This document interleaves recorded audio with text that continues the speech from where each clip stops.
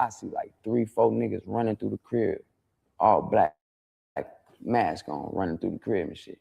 One nigga run to the front door. I hop out, I start shooting. Bow, bow, bow, bow, bow. Shot the nigga. Bow, shot his ass. Bow, bow, bow, bow. All the niggas run out the door, they run out the door. This nigga on the floor.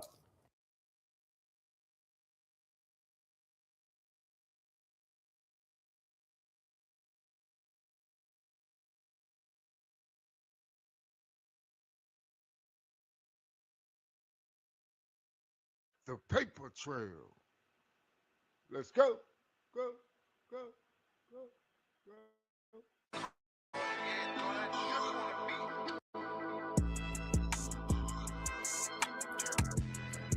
Yeah. For the love of money, niggas come around. For the love of money, some stay around. For the love of money, what a nigga will do. For the love of the money, yeah. I gotta shake it, 12 at night to 5 in the morning. They don't give a fuck now. If it's for the money, niggas gon' bark and they bite like a motherfucking dog. Gotta try like a motherfucking dog. For that cat, I am gon' roof and I'm barking at that cat, and I am gon' take the roof off when I'm riding that ride. Rip, leaning to the left, but I'm steady on the only right. I'm swerving with a purpose. A nigga been sipping on that purple. A nigga been cheaping on that purple. Cause I'm getting money. Cause I'm getting money.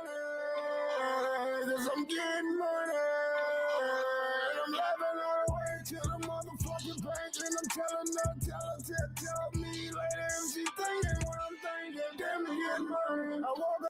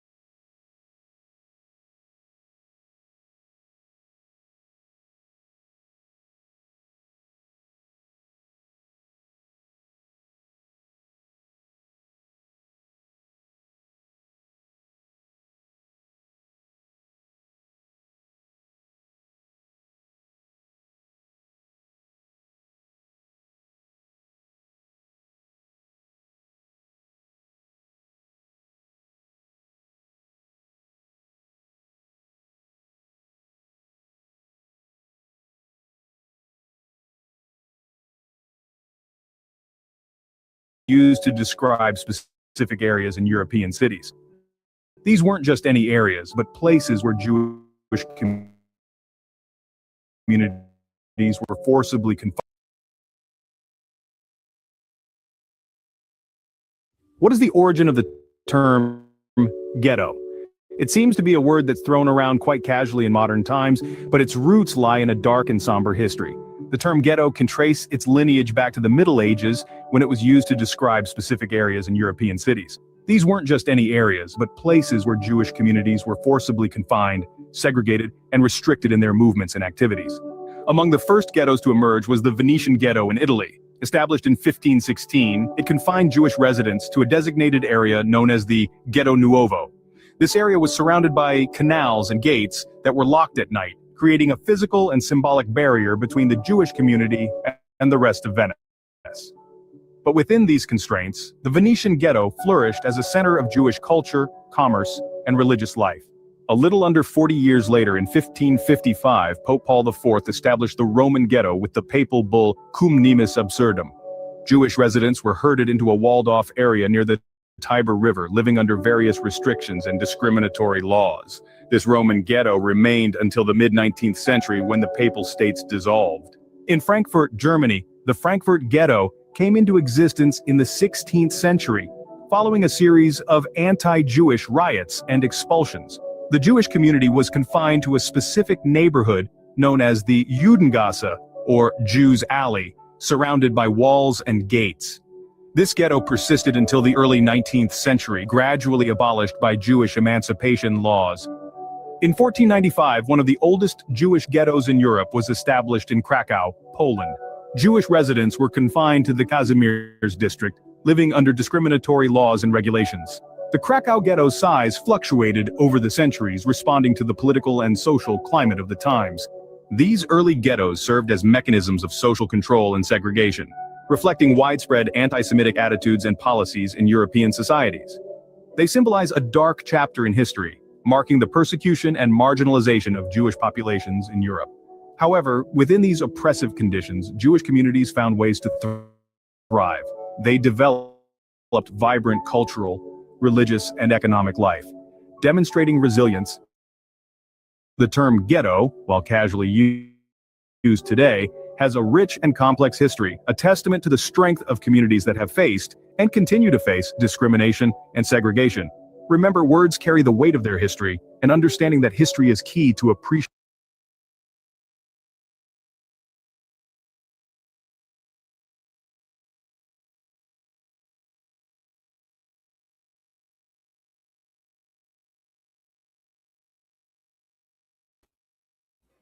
Bang, bang. Did the ghetto create the MOBLICIOUS boxcar boys? Huh? Did the ghetto create the MOBLICIOUS boxcar boys? I'm gonna have to say it did. And the way they telling you the story ain't how it happened. I'm gonna tell you right now. It sounds like these people built their own walls to keep people out of their neighborhoods. Now, if that's the case, as they got older, that's what happened. As like the 1940s and 50s happened over in those cities, because prior to 1927, I have reason to believe that there were no popes, and they made up the whole pope story prior to 1927. So for the pope to, nah, I don't believe the story. I'm not believing any of the story prior to 1913. Not even that there were popes. What I do believe is there is a hidden child stealing ring going on over there. And that's what that was set up for. It's a child stealing ring. And what they've done is put the Bible on top of it. Not that I not that I even not that I even believe what's going on in the book that they're going by, especially not after just just seeing what is going on play by play on their chessboard. Cause I ain't playing the goddamn game. I know how to play chess, bitch, but I'm not playing chess with your ass. And I ain't the pieces on the board. Not one of them. So my question is, did the ghetto create the MOBLICIOUS boxcar boys? Are these the incubator babies? Is this why they walled them off? Or could they not be the incubator babies and they walled themselves off? And why do they have access to all the money? Maybe they don't have access to the money. Maybe there's a buffer class. And the ones that we see here are the lower class.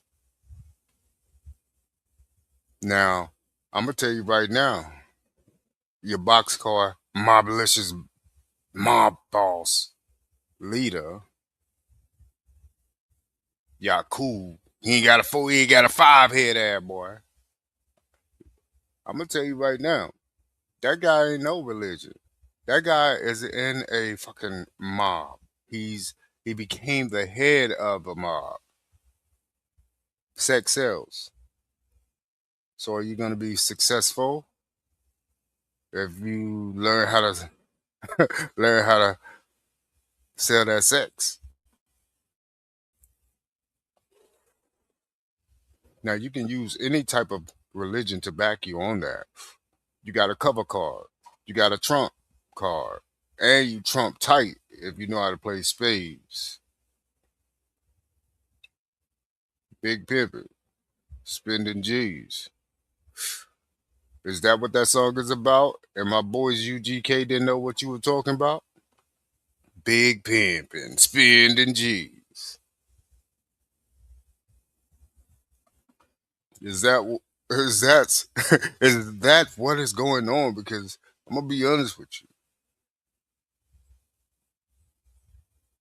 I think that you guys have been child stealing for a while, and then you lie to kids that you've adopted and don't tell them that they're adopted, and then you start putting your hands all over those chillins. You put your hands all over those chillins because they don't even know that you not their parents. And then you stick them in the damn ring and make them go ham. Is a ghetto is because you know what you put that ghetto on us Aboriginal people here in America, but you motherfuckers brought that shit to New York first. That's what they said you guys were living in New York ghettos. That wasn't for us. Food stamps, welfare, that wasn't for us. We were growing our own food on our own land. How did we get attached to this ghetto shit, huh? I'll tell you how. I'll tell you how. What? You stole the shit. You didn't steal it, but somebody put you in our place, bitch, and you ain't gonna say shit? You gonna say it was a father? Bitch, well, we got mamas. And my mama ain't say none of that shit that y'all talking about.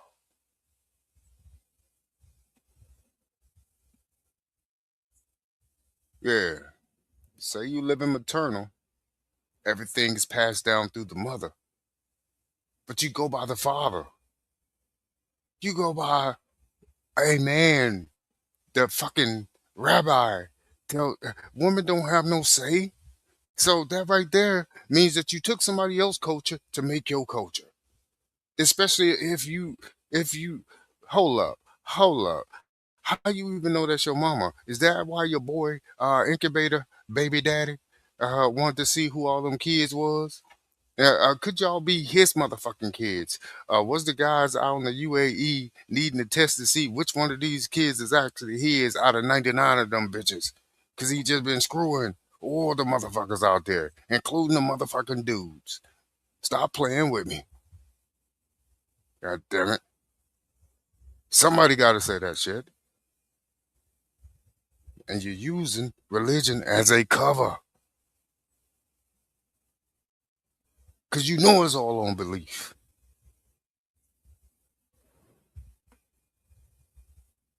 Y'all wilding out here. So did the ghetto create the MOBLICIOUS boxcar boys? Again, these are all my opinions. Nothing I say is fact. Unless you can prove. Bang, bang.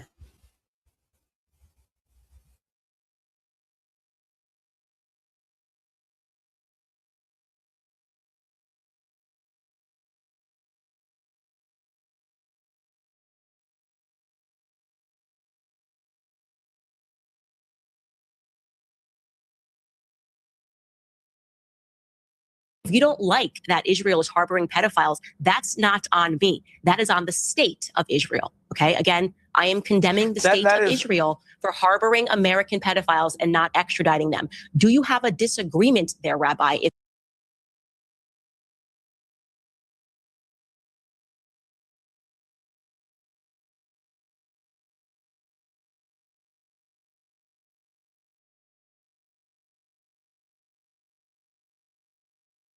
If you don't like that Israel is harboring pedophiles, that's not on me. That is on the state of Israel. Okay. Again, I am condemning the state of Israel for harboring American pedophiles and not extraditing them. Do you have a disagreement there, Rabbi? If so, please share. Thank you, Candace. A young Israeli woman with direct ties to the highest levels of government has been found dead. Officials are calling it non-suspicious. But this story is explosive. Shoshana Strzok was a daughter of a powerful member of Netanyahu's cabinet, raised inside the system until she chose to expose it. Months ago, she came forward with bombshell allegations that, as a child of a powerful Israeli political family, she was trafficked through a hidden network of elite abusers protected by money, influence, and power. Then she went further. She confirmed that Jeffrey Epstein isn't dead, that his death was staged and he was expatriated to Israel, that he was an intelligence asset, that he's still operating in the shadows, moving among the same powerful circles she said destroyed her childhood. On Sunday, she was found dead in very suspicious circumstances. If this was meant to silence her, it backfired, because the elite are getting desperate and they're making sloppy mistakes. And sloppy cover-ups don't hide the truth.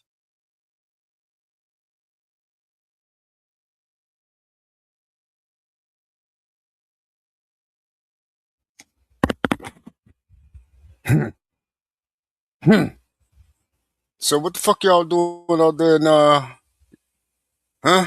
What the fuck y'all doing out there in religion land, huh? Huh? Don't sound like you motherfuckers being too religious to me. Huh?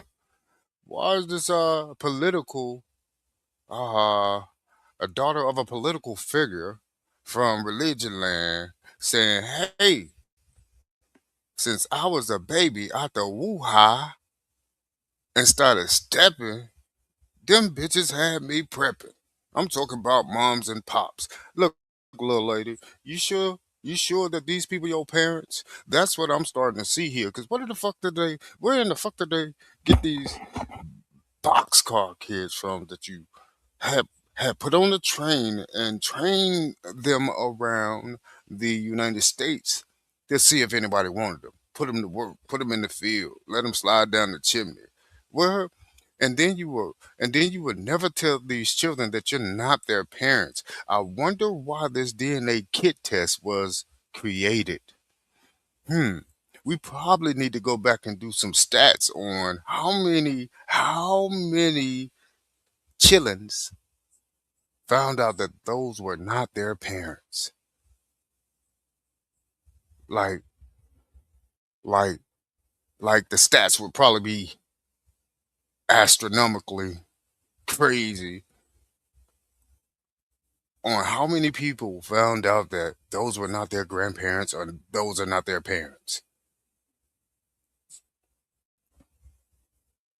Again, why was incubator baby daddy trying to get DNA test? Boy, you need garlic in a motherfucking steak. And we ain't talking food on a plate. What you talking about? Hey, can I get that 23andMe test for my homeboy over there? He wants 30.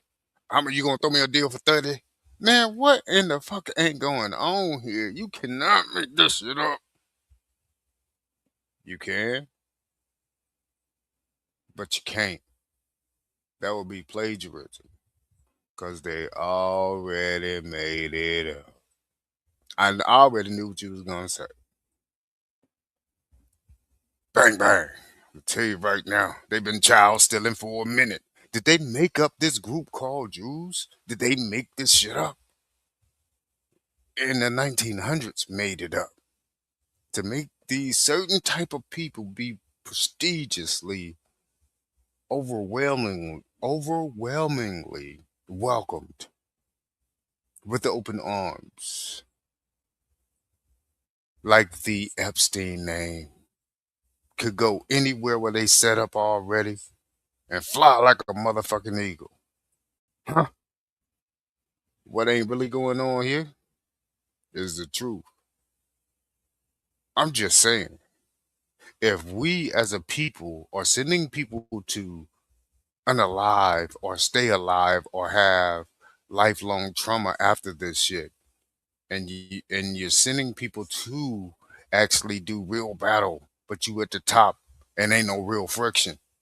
But static is really happening down here in the troposphere, while you up there in the stratosphere. Bitch, I hope you go higher and get that CO3 and you can't be. Oh boy, I hope you can't breathe up there. I know you can't breathe up there.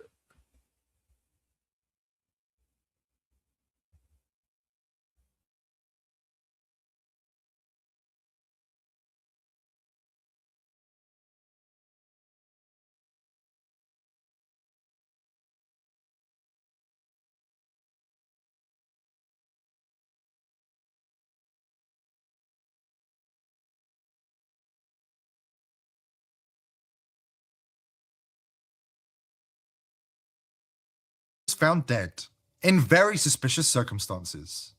If this was meant to silence her, it backfired, because the elite are getting desperate, and they're making sloppy mistakes. And sloppy cover-ups don't hide the truth, they expose it. Before we dive in, subscribe to the channel if you haven't already, and join the People's Voice Locals community to join our incredible community, support the channel, and gain access to exclusive and uncensored content. According to Israeli media reports, Shoshana Strook, the daughter of Israel's Minister of Settlement and National Missions, Orit Strook, was found dead overnight in her house. Authorities say the 34-year-old's body was transferred to a forensic institute to determine the cause of death. The authorities have opened an investigation, with initial reports suggesting suicide, though the circumstances surrounding her death remain unclear. Strook had previously drawn public attention after accusing members of the government, including her own family, including mother, father, and brother, of sexual abuse and ritual exploitation during her childhood. In a video released last year, she alleged that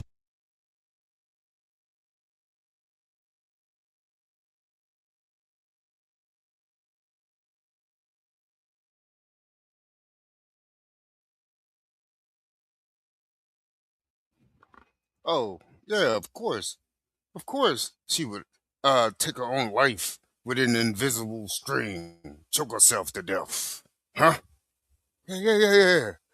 She took both her hands, turned them toward her fucking neck, and choked herself to death. Unalivened by strangulation. Who strangled her? Man, it was herself. The bitch was crazy. Boy, that's that belief. You can cover shit with belief. If you believe it, they can achieve it. What the money say? You better put your motherfucking trust in God, bitch. You don't trust me? Even though I made that money. Don't trust me. Trust that motherfucker on that dollar bill. Boy, y'all wildin' out here. Boy, they wildin'.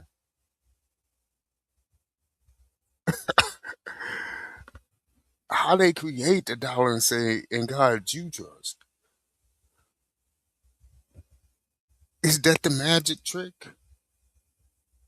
Make sure they put the incredible, amazing, unbelievable, omnipotent, invisible God on the dollar. So you got to spend it. You got the whole world thinking they're a Christian. Don't you got to pay for this? Don't you got to use this to pay for the oil with everybody? So everybody who ain't even involved in this whole belief religion system on a dollar bill, and God your ass gonna trust, I'ma smack the fuck out you. Huh? You said you on who? You don't trust what? I don't know. I said I don't trust my friends over here. Oh, I thought you said something else, bitch, because I was about to bring down the smite almighty on your ass. Oh. Change of tone. Find out who got that money and telling you who you gonna trust in. And once I give it to you, bitch. Yeah, because if you don't give it back, you better trust in this ass. Yeah. Faith will take your ass nowhere fucking with me. That's what that means. Yeah, if you got it from me, shut the fuck up and do what I say.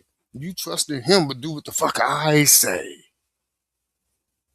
Talking about you heard a voice tell you, now you ain't hear nobody tell you shit. If I ain't said it, you ain't heard it. Bitch, I said in God you trust. You ain't supposed to be talking to nobody but me, bitch. Bring me back my dough. Big pimping. Spending G's. Big pimping. Out here on BLADs. Bitch.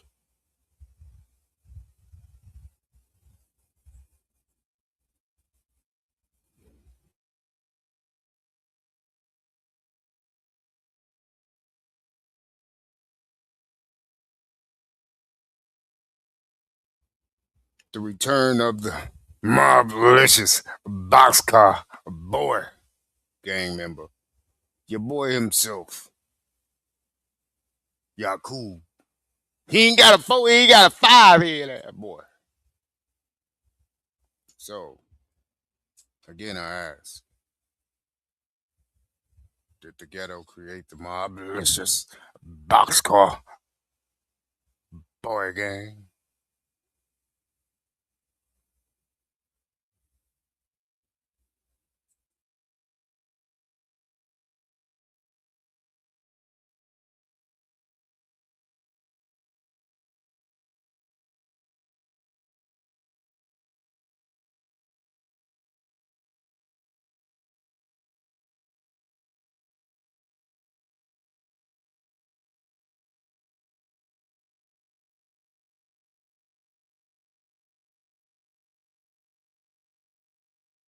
Government, including her own family, including mother, father, and brother, of sexual abuse and ritual exploitation during her childhood. In a video released last year, she alleged that she had been taken to paedophilia rituals from a very young age and subjected to systematic abuse. היי, אני שושנה סטרוק, גדלתי ביישוב היהודי בחברון.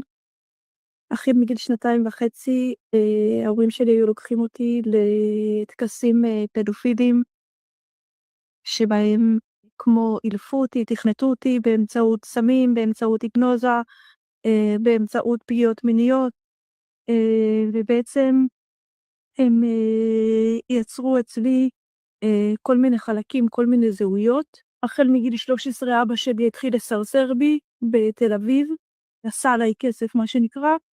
הפגיעות המשיכו עד גיל די מאוחר. בעצם מה שקרה עכשיו זה שאפילו שכבר פרסמתי את זה ואפילו שכבר סיפרתי, אבא שלי ממשיך לפגוע בי. הוא הגיע לדירה שלי, ואני שכרתי דירה באופן עצמאי, גרתי לבד, הוא הגיע לדירה ופגע בי שוב.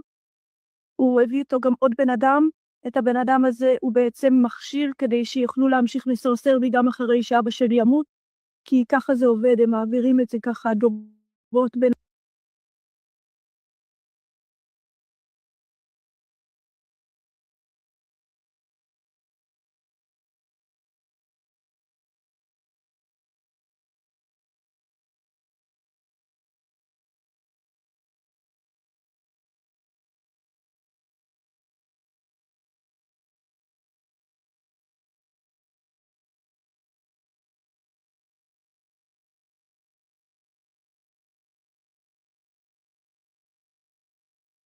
אחי מגיל 2.5, ההורים שלי היו לוקחים אותי לטקסים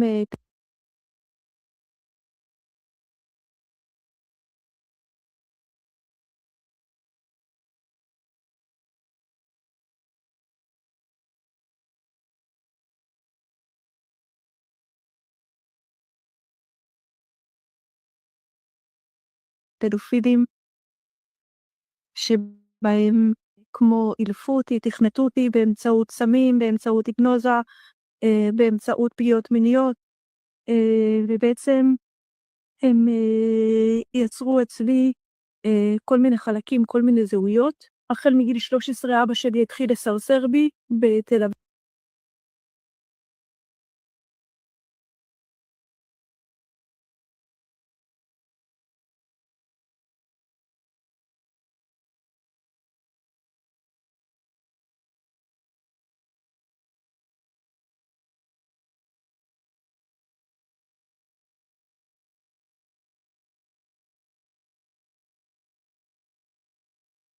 אבא שלי התחיל לסרסר בי בתל אביב, עשה עליי כסף מה שנקרא.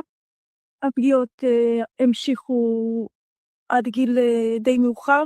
בעצם מה שקרה עכשיו זה שאפילו שכבר פרסמתי את זה ואפילו שכבר סיפרתי, אבא שלי ממשיך לפגוע בי. הוא הגיע לדירה שלי,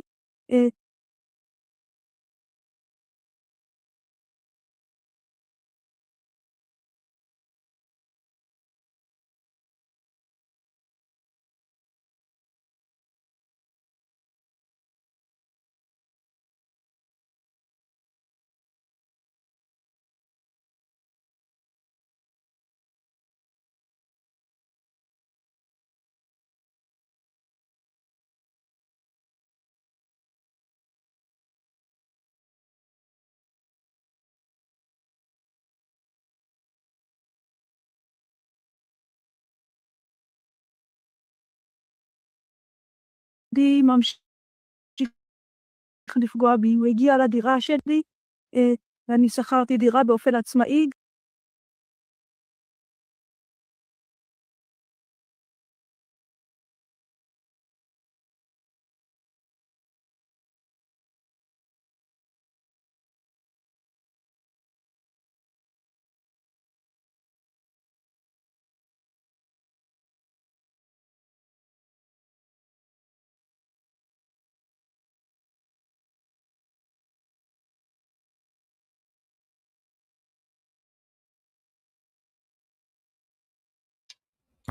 Bang, bang.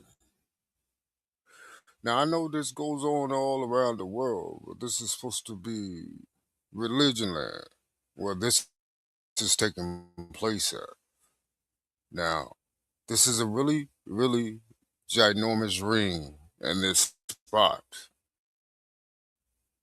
This is a high profile leader's daughter. Way back in the day, this is way back in the day film. Way back in the day film. So this is recently way back in the day within our time frame, like within 10, 15 years. Yeah. So when she made this video, I think she was like 34 maybe. I think she ends up unaliving at like 44. So she started like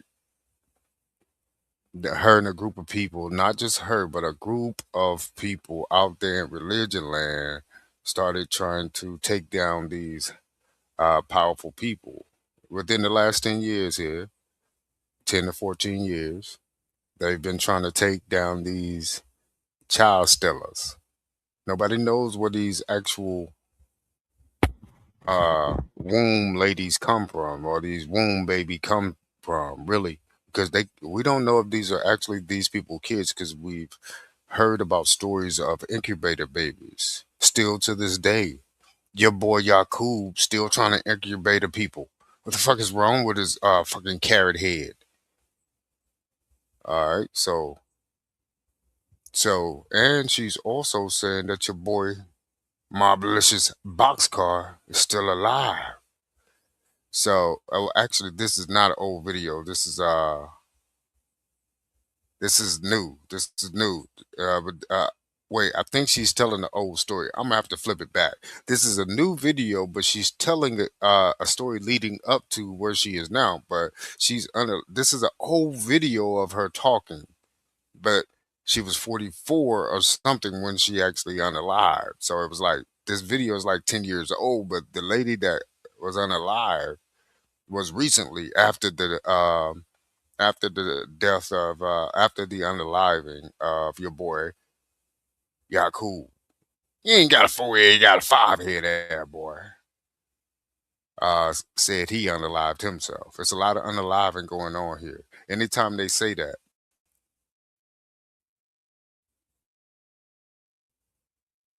you know that okay, anytime they say unaliving or that word that means you're no longer here, reverse that for a lot of what they're talking about, because they wrote the story so they can write themselves out of this stage play. But they're still backstage, motherfucker, is what I'm trying to say. The motherfuckers can write themselves out of the play.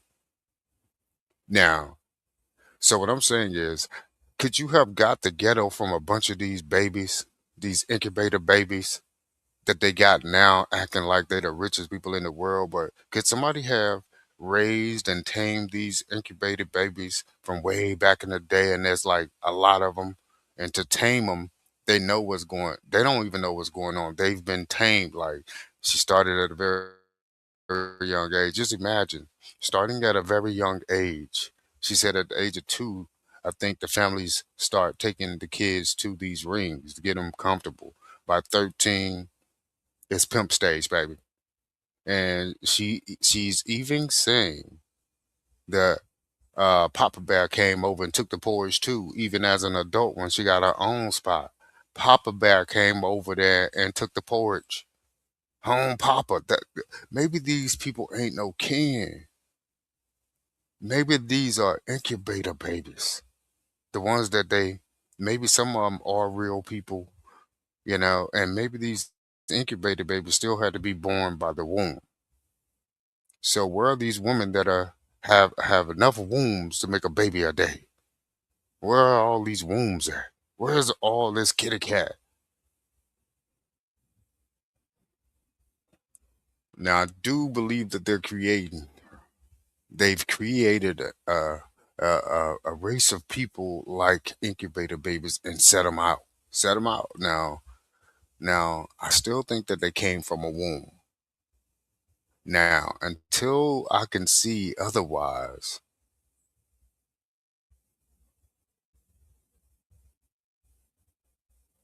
now I'm almost subject to believe that parthenogenesis actually exists more so than you can create a baby without it being held in a womb. You have to have a womb for a baby to be held in to create a baby like that can walk and talk, think like the beings that are already out here. No, it's a little bit more spectacular than saying that you can just clone something. And just now saying that they can clone some in the 80s and 90s, which I don't believe that story either. Now, I really feel like you need garlic in a motherfucking steak. And we ain't talking about food on a plate for these foods. Like, so to think even further than what we are thinking, it can't be science fiction. It has to be something that makes sense. But something is definitely up with this group of people that they've put a spotlight on. And the spotlight, once you put it on them, fucking roaches start coming out the corners and shit. Don't eat there. What? I ain't even going in. I ain't even going over there. What is going in? These people got roaches everywhere when you turn the lights on. Oh, you want us to look into you, huh? Huh? Huh? We was okay with y'all being in your section and doing your shit because that's the type of people we are. But when you start to moving furniture and coming next door, we got problems. Now we got problems. Because you done brought this shit to the front door of our house. Now you got us over there. No, this a new age and stage. Wait, this ain't the 70s. This ain't we ain't out here with afros and ain't gonna do shit, bitch. This ain't about gang shit. This ain't about gang shit. See, you done did this, now you done put your boy on blast. Your little boy trumpets. He been blowing them trumpets. You done put your little boy on blast now. You done got everybody in trouble fucking around. This is a new day and age. Everybody wasn't raised with them goddamn fingers on the goddamn keyboard learning. No, you got some people that are 35 plus that ain't hit that shit first. We went through the real age and stage in life. Your ass went outside, bitch. You can come in when the fucking lights come on outside. That's when you come in. Go outside and be a motherfucking lifer for lifer. Yeah. And we ain't playing these games. We can see this shit. Oh, the spotlight is on you? Well, bitch, we nitpicking. Huh? Huh? So why are these people in the ghetto? In the ghetto. In the ghetto. Are you trying to say, hold up. Is the story being flipped? Because why does everything go back to, did y'all even have a word like ghetto over there? Because right now, I can't understand what the fuck you saying. He is talking, I can't, if the fucking subtitles wasn't there, bitch, you're speaking gibberish. I don't know what the fuck you saying. So, I didn't hear, I would like, what was the word for ghetto? Say ghetto to me. Say it. Say ghetto. It better not be some shit like umbarata pakarata. It better not be none of that shit. Say ghetto. It better come out just like it's supposed to be. Ghetto. See, that's why I got a problem with all these stories. I do got a problem with it. Now you bitches came from the ghetto. Huh? So that was for y'all. Huh? Are you telling the truth? And then you put that shit on us? Huh?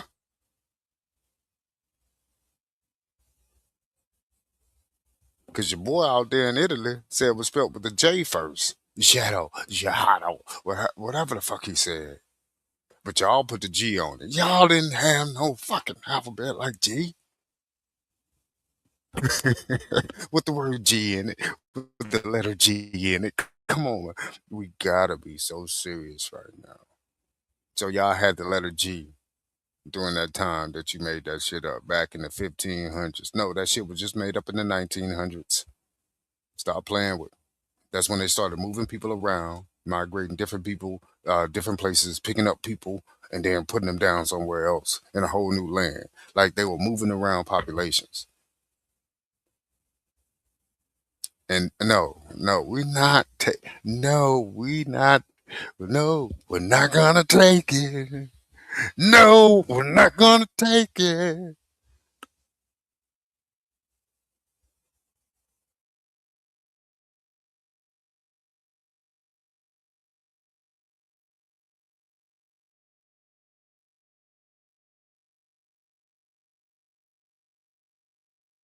Childhood.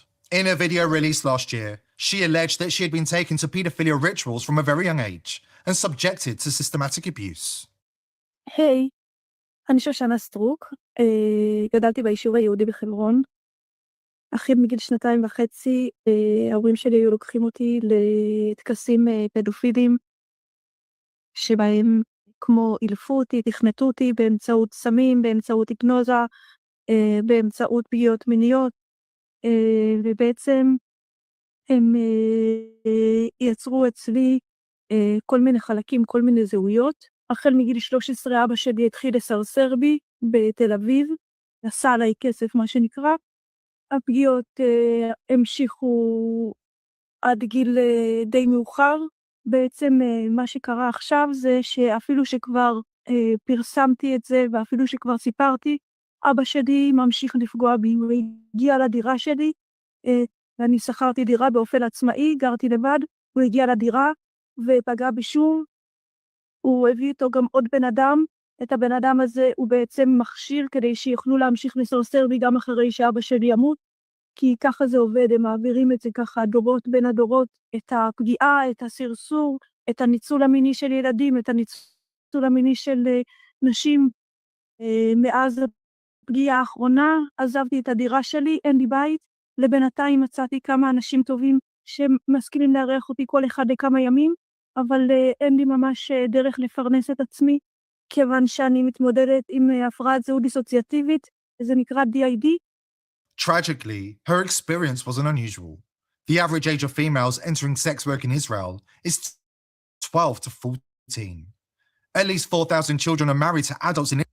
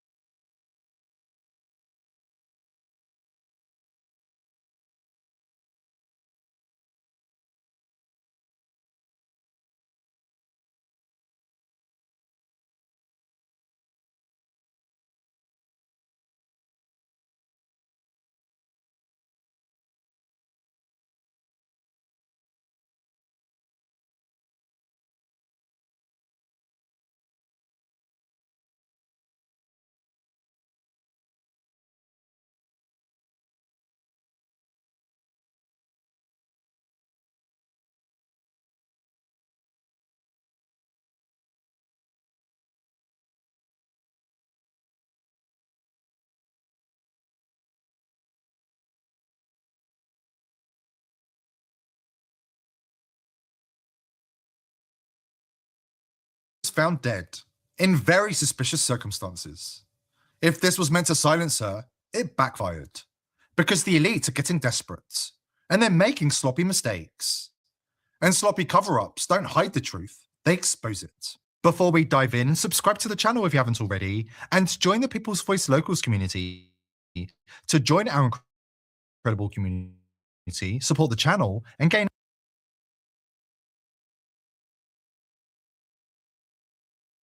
a young Israeli woman with direct ties to the highest levels of government has been found dead. Officials are calling it non-suspicious, But this story is explosive. Shoshana Strook was a daughter of a powerful member of Netanyahu's cabinet, raised inside the system until she chose to expose it. Months ago, she came forward with bombshell allegations that, as a child of a powerful Israeli political family, she was trafficked through a hidden network of elite abusers protected by money, influence, and power. Then she went further. She confirmed that Jeffrey Epstein isn't dead, that his death was staged and he was expatriated to Israel, that he was an intelligence asset, that he's still operating in the shadows, moving among the same powerful circles. She said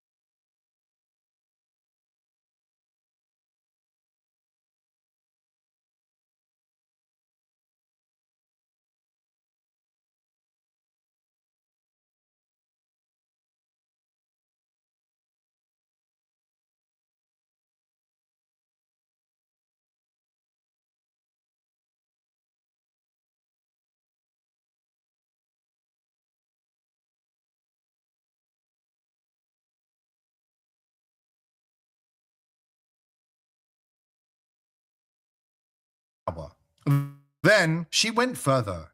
She confirmed that Jeffrey Epstein isn't dead, that his death was staged and he was expatriated to Israel, that he was an intelligence asset, that he's still operating in the shadows, moving among the same powerful circles she said destroyed her childhood. On Sunday, she was found dead in very suspicious circumstances. If this was meant to silence her, it backfired, because the elite are getting desperate, and they're making sloppy mistakes. And sloppy cover-ups don't hide the truth, they expose it. Before we dive in, subscribe to the channel if you haven't already, and join the People's Voice Locals community to join our incredible community, support the channel, and gain access to exclusive and uncensored content. According to Israeli media reports, Shoshana Strook, the daughter of Israel's Minister of Settlement and National Missions, Orit Strook, was found dead overnight in her house. Authorities say the 34-year-old's body was transferred to a forensic institute to determine the cause of death. The authorities have opened an investigation, with initial reports suggesting suicide, though the circumstances surrounding her death remain unclear. Strook had previously drawn public attention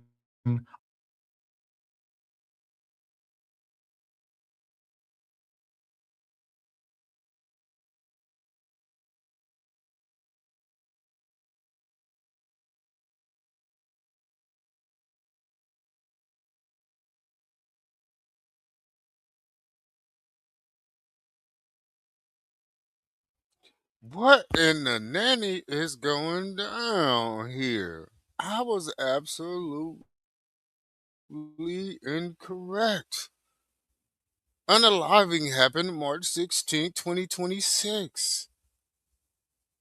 Well, that's when this report was put out. Hold up, wait a minute. What is going on? Am I going bananas here?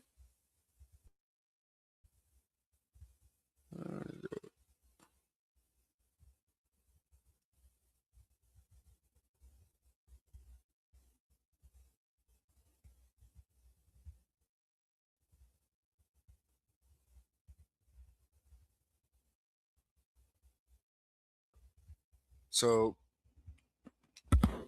I was absolutely wrong. That's her mom. That's this 34-year-old's mom, who she said was part of the pimping entourage. March 16th. It just so happened that this your boy Yakub, he ain't got a 4-head, he got a 5-head ass boy. He's back jumping. Yeah. We out of that in-house jail for the after them 2 years, and we starting to catch up a little bit slower. But we ready, bitch. Yeah.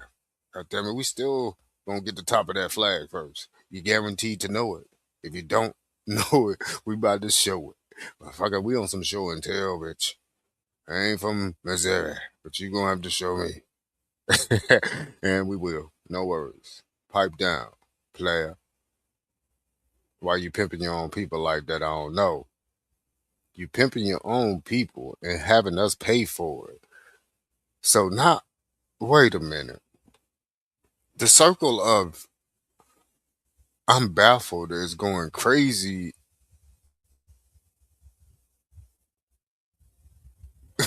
right now in my memory bank. This is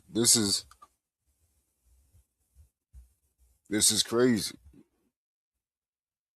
So that's her mom. I gotta say, she do look like her mama. So she said, Mammy and Pepe had plans to make sure that I had my back laid flat to make that dollar bill for sure on the side.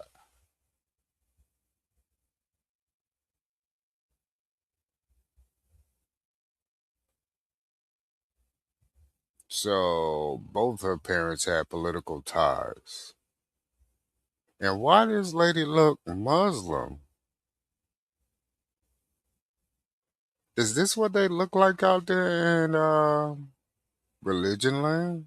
Like the woman,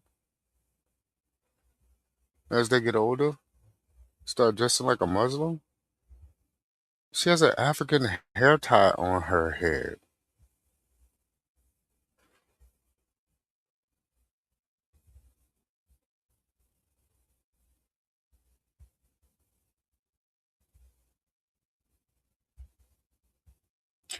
Okay, so all of this is recent. So that video where she started snitching on these folks is recent. Maybe I got this one mixed up with another one. But this right here is recent. This is even more of an electric shock. Hey, I am baffled. I didn't actually realize that. This is 316 update. Damn, she do look like her mama though. That boy, mama, don't tell me boy, that's how y'all doing it over there. That place ain't even that big though. So if one of y'all doing it, that means damn near all of y'all doing it. Is the pappy really the pappy of that baby is the question, because did you come up like that too? Mama Bear, did you come up like that too? What is going on in this ghetto? Now, ain't nobody ruling y'all. Hold up. If nobody's telling y'all what rules y'all should follow, y'all should be like pure, because you know the way. No, that's not what's going on. You have nobody's your overhead. You got Big Brother to protect you. And you motherfuckers, somebody put the flashlight on you motherfuckers. And look what the fuck y'all been doing. Not that nobody didn't know anyway. But wait a minute. You have no overhead. You got a little piece of land. So if one goes, all gotta go because you done stuck your thumbprint in somebody else motherfucking porridge out there. You know what? Let me go back to this shit because some just this some just yeah, this. Some just this.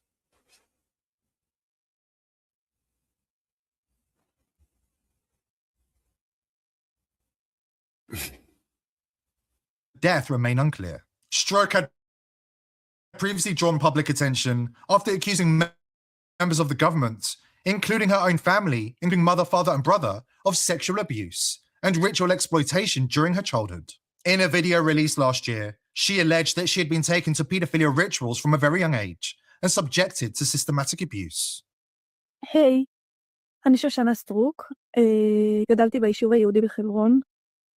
אחי מגיל 2.5, ההורים שלי היו לוקחים אותי לטקסים פדופיליים, שבהם כמו אילפו אותי, תכנתו אותי באמצעות סמים, באמצעות היפנוזה, באמצעות פגיעות מיניות, ובעצם הם יצרו אצלי כל מיני חלקים, כל מיני זהויות. החל מגיל 13 אבא שלי התחיל לסרסר בי בתל אביב, עשה עליי כסף מה שנקרא.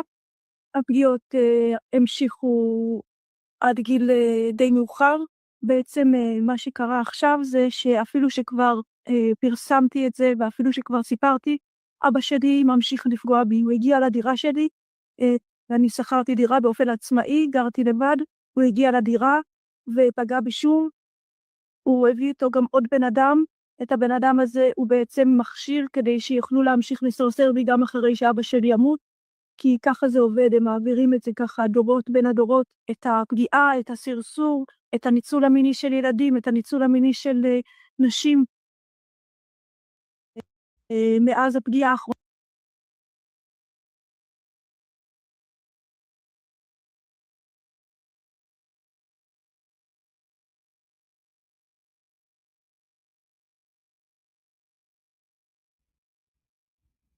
Bang, bang. For the love of money. And all I'm on is the paper trail. Let's go. Let's go. Go. Go. That's all I'm on. And what have I dove into? Just trying to sit back and take a look at the Federal Reserve System from a different perspective gets me here. How? Why? When? What? Who? Where? How the fuck did I get in the ghetto? And how did these people become associated with the ghetto? Not that I didn't know. But vámonos.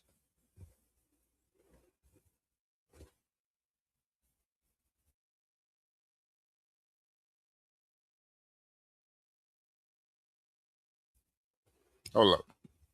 Mic check 1, 2.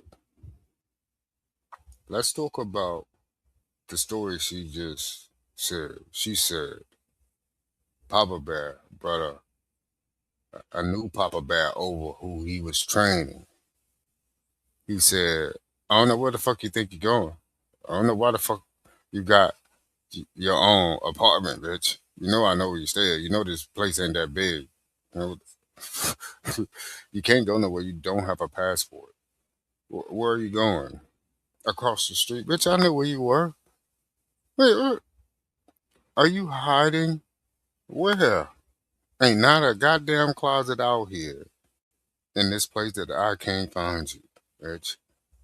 Is this what he's doing even as she's an adult? Is this the story that we're hearing if we put the lines in between what she ain't saying?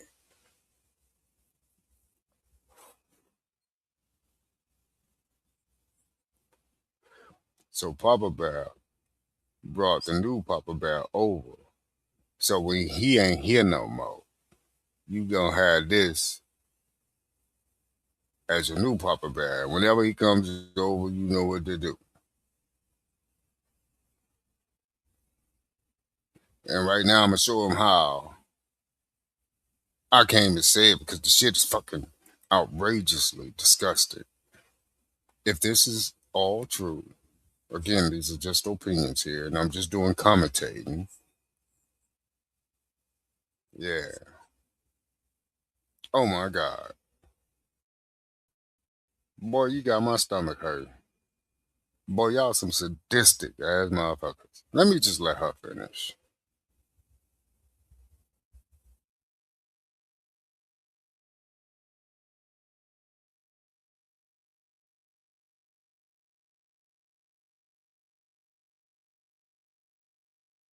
מיני של נשים מאז הפגיעה האחרונה, עזבתי את הדירה שלי, אין לי בית, לבינתיים מצאתי כמה אנשים טובים שמסכימים לארח אותי כל אחד לכמה ימים, אבל אין לי ממש דרך לפרנס את עצמי, כיוון שאני מתמודדת עם הפרעת זהות דיסוציאטיבית, זה נקרא DID.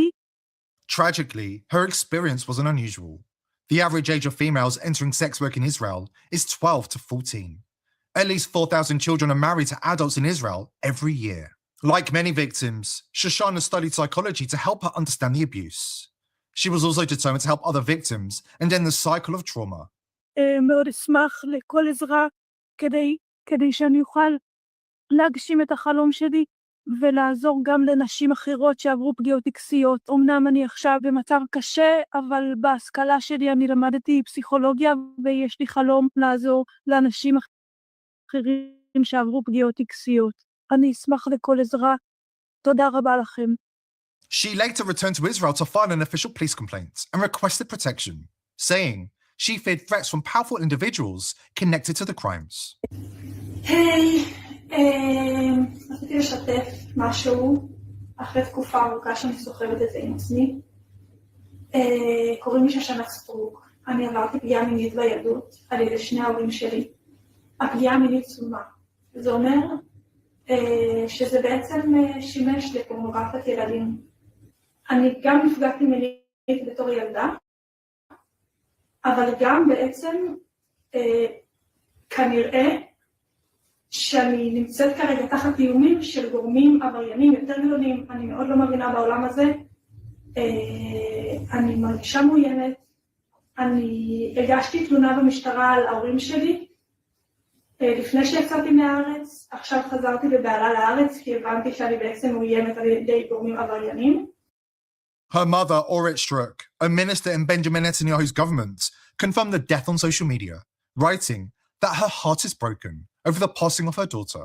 It's worth pointing out that her mother did not support her daughter while she was blowing the whistle on the elite paedophile ring operating at high levels in Israeli society. Instead, her mother described her as mentally ill. Given everything we've learned through the Epstein files in the 12 months since Shoshana came forward to blow the whistle, ask yourself, who do you believe? The young woman who risked everything to expose the elite's paedophile ring and Israel's most powerful politicians, or the mother who serves in Netanyahu's cabinet? The same government that's driving the world towards World War III, just as Shoshana warned they would, to distract the world from the damning revelation.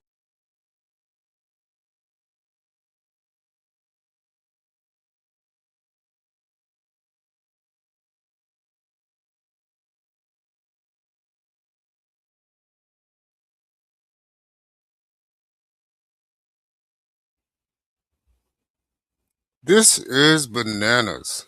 What do these people got going on?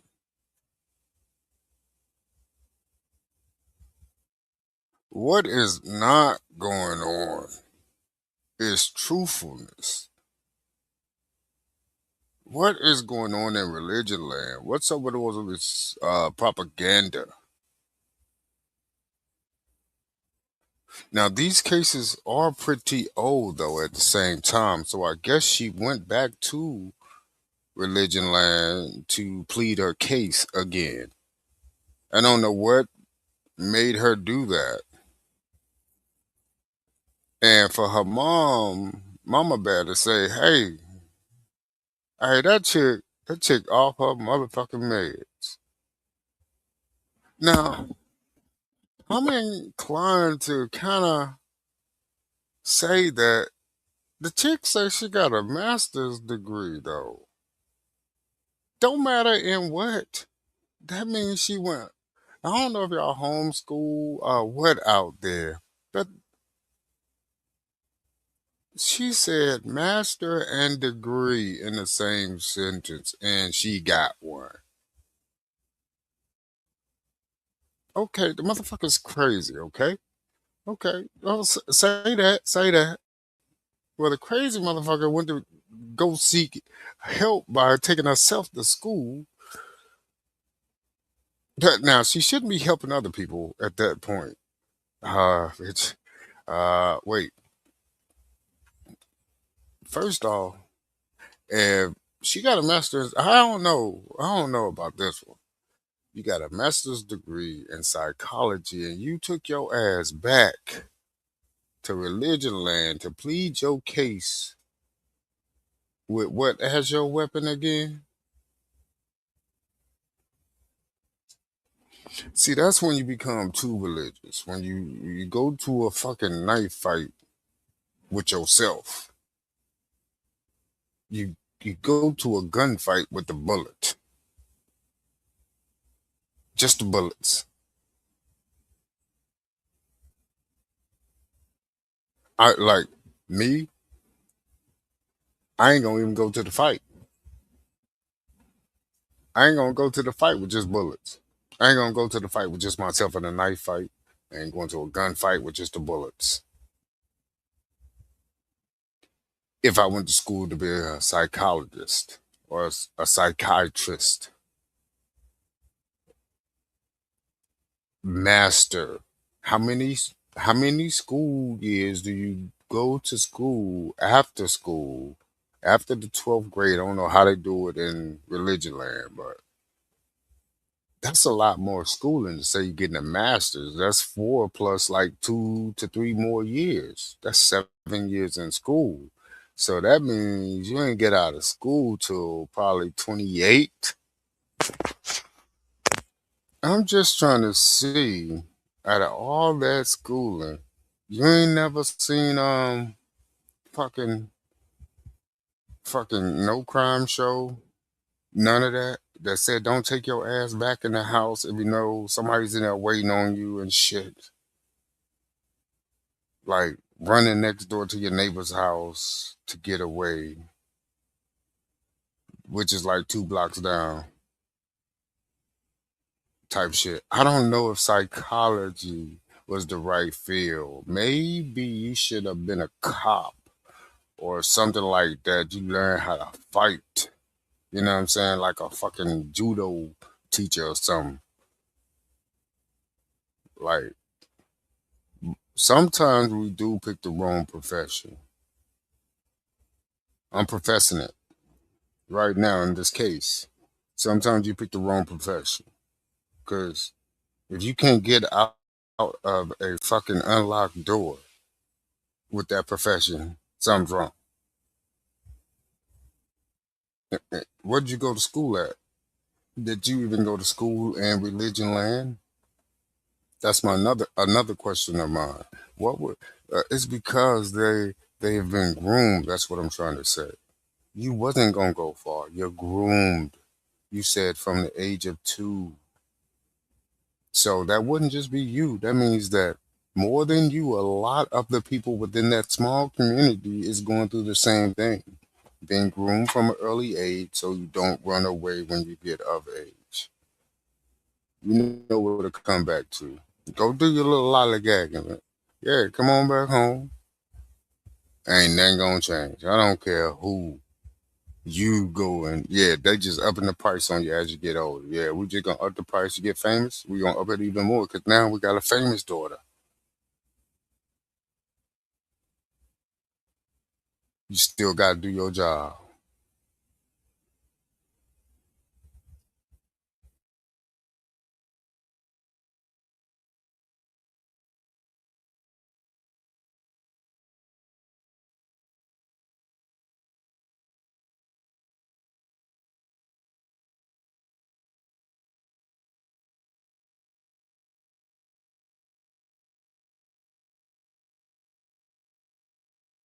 Her mother described her as mentally ill.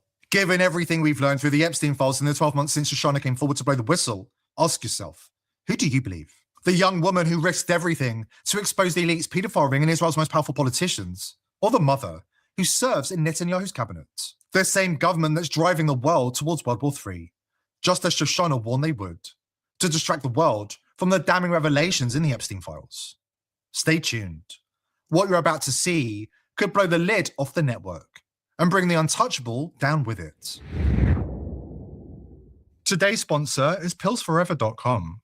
If you think Big Pharma have your best interests at heart, think again. The price of medicine in America has skyrocketed, and there are certain medicines Big Pharma don't want you to know about. That's why I've partnered with pillsforever.com. All of their FDA-approved medicines are the cheapest you'll find anywhere. More importantly, you can order medicines that Big Pharma don't want you to have, such as ivermectin, hydroxychloroquine, and fenbendazole. Speaking of fenbendazole, not only does it get rid of parasites that live inside your body, there have been studies that show fenbendazole can help with cancer. Listen to this bombshell interview with Mel Gibson, who says 3 of his friends who had terminal cancer were cured, by the very same ivermectin and pembendazole available at pillsforever.com. I have 3 friends. All 3 of them had stage 4 cancer. All 3 of them don't have cancer right now at all. And they had some serious stuff going on. What did they take? Jesus.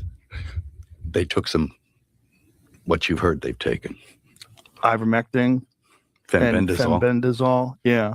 I'm hearing that a lot. They drank hydrochloride something or other. Get 15% off using coupon code People's Voice at the checkout. Please click the link below this video to take advantage of this fantastic offer.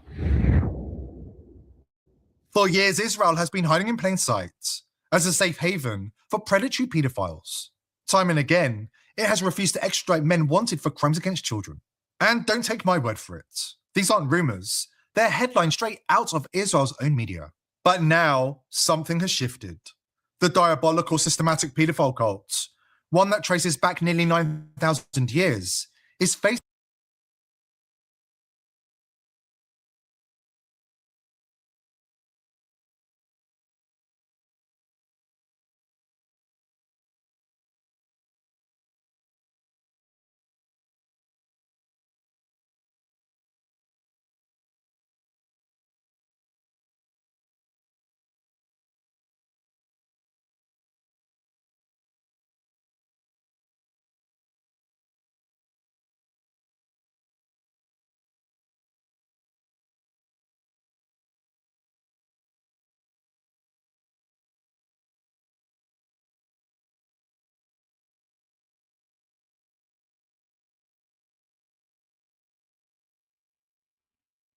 Say, Drake.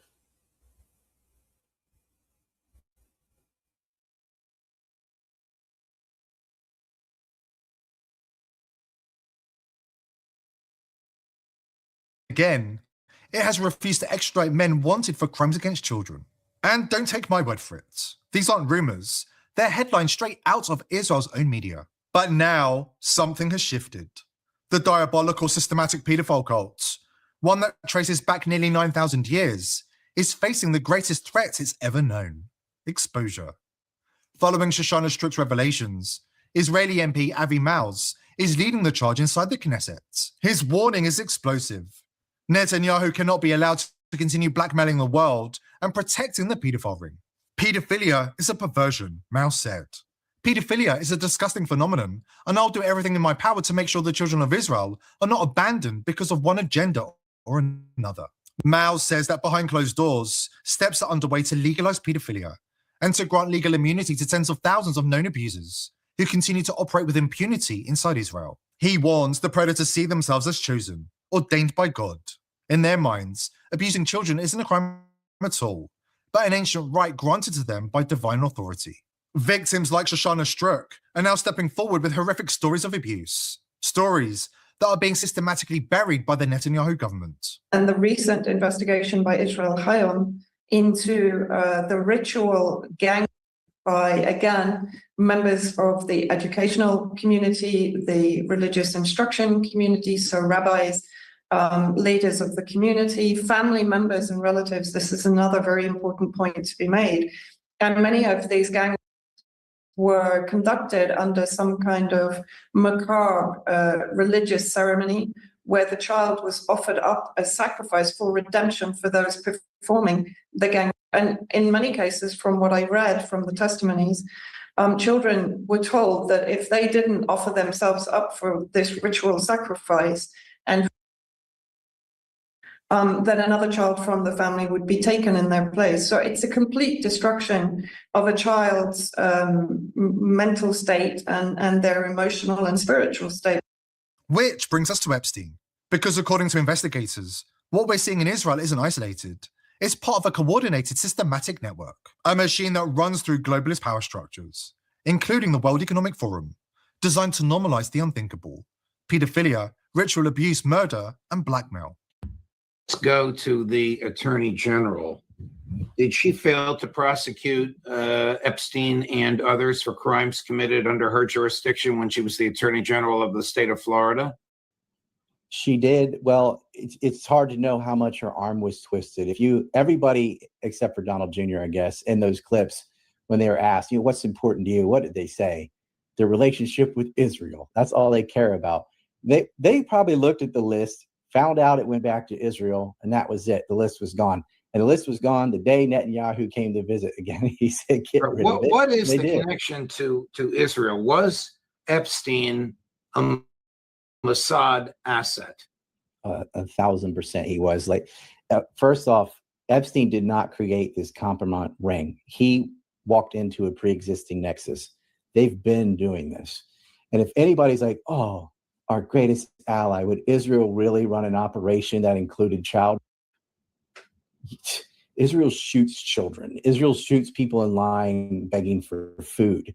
And Israel is the go-to haven for pedophile refugees. They all know if you get caught, you can flee to Israel and get away with it. Epstein wasn't an anomaly.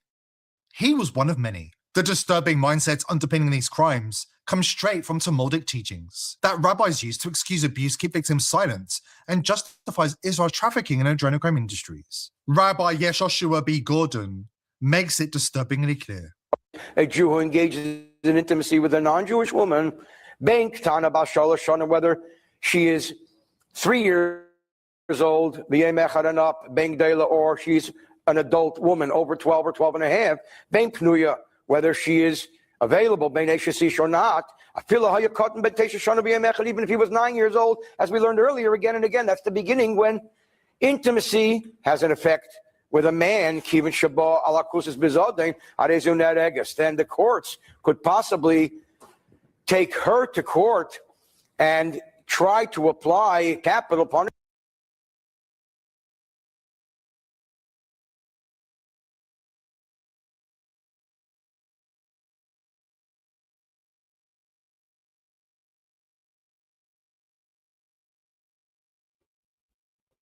Boy, have we been tricked by a fucking cult? Allegedly. Is he reading that from a motherfucking book? Boy, I know the fuck we ain't. I know the fuck you ain't. If you better stop. What else is connected to this religion land and shit? Huh? You better make up your own shit. I dare not. You can't double dog that me. You can't pay me a Billy bill. Oh no. Y'all cool. You ain't got a 4-head, you got a 5-head. Boy, you owe me $100 million. And I ain't gonna do shit for that shit. You owe that shit to me, nigga. And all my people, nigga, a piece, nigga. But we don't want your money. You know why? Because it's yours, nigga. But you know what? But right now, in this social construct that you have made in your crew of fucking dummies, we got to do it because nobody else has come up with a currency that we can barter with. So you kind of got us. The chessboard. The moves have been great. Like I said, I know you motherfuckers backstage slapping 5 and shit. Yeah, the moves have been great. You motherfuckers been space jamming us the whole time, huh? NBA jamming us the whole time, huh? Occupied minds make stupid mistakes even though you thought it was the smartest one you could take.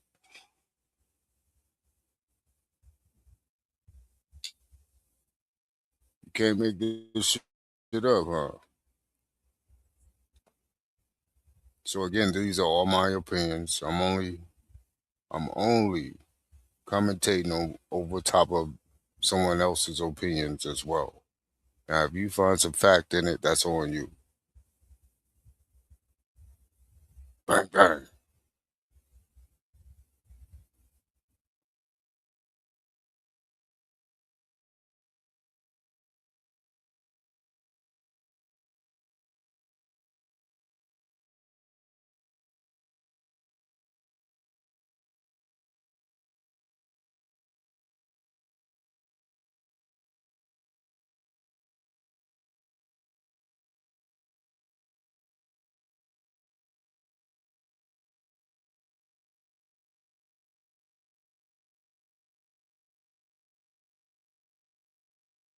a Jew who engages in intimacy with a non-Jewish woman, being Tana Bas Shalosh Shana, whether she rabbis use to excuse abuse, keep victims silent. Ally with Israel shoots children. Israel shoots people in line begging for food. And Israel is the go-to haven for pedophile refugees. They all know if you get caught, you can flee to Israel and get away with it. Epstein wasn't an anomaly. He was one of many. The disturbing mindset underpinning these crimes comes straight from Talmudic teachings that rabbis use to excuse abuse, keep victims silent, and justifies Israel's trafficking in adrenochrome industries. Rabbi Yeshoshua B. Gordon makes it disturbingly clear. A Jew who engages in intimacy with a non-Jewish woman, being Tana Bas Shalosh Shana, whether she is 3 years old, or she's an adult woman over 12 or 12 and a half, being Pnuya, whether she is available as 9 years old, as we learned earlier again and again. That's the beginning when intimacy has an effect with a man, then the courts could possibly take her to court and try to apply capital punishment if there are witnesses, etc., who warn them because the Jew ran into a problem due to this encounter. This is specified in the Torah, as it says with the Midianites, that these girls were sent out by the Midianite leaders to entrap the Jewish young men, as it says in the biblical story of Bilam. We're up against the paedophile cult that's been operating for nearly 9,000 years. One that's hijacked the mainstream media, corrupted Hollywood, and is flooding the world with its poison. Another generation is being stolen in plain sight. New victims are created every single day. Maybe even in your own city. Enough is enough. This trafficking empire, this adrenochrome machine, must be ripped out, root and branch. No more hiding, no more excuses. No more looking the other way. The time to act isn't tomorrow, it's right now. Because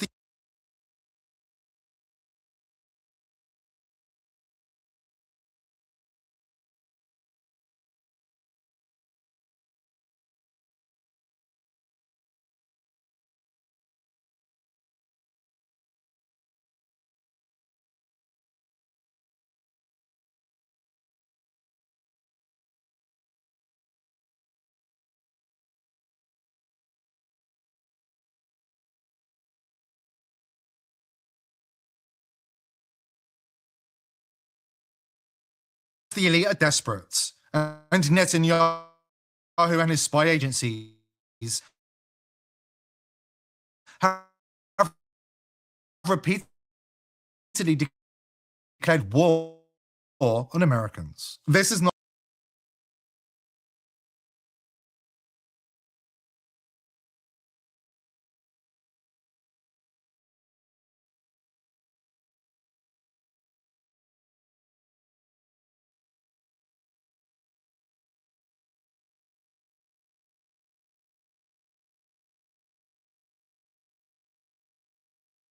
an exaggeration to say that this past week has been one of the most difficult weeks of my life.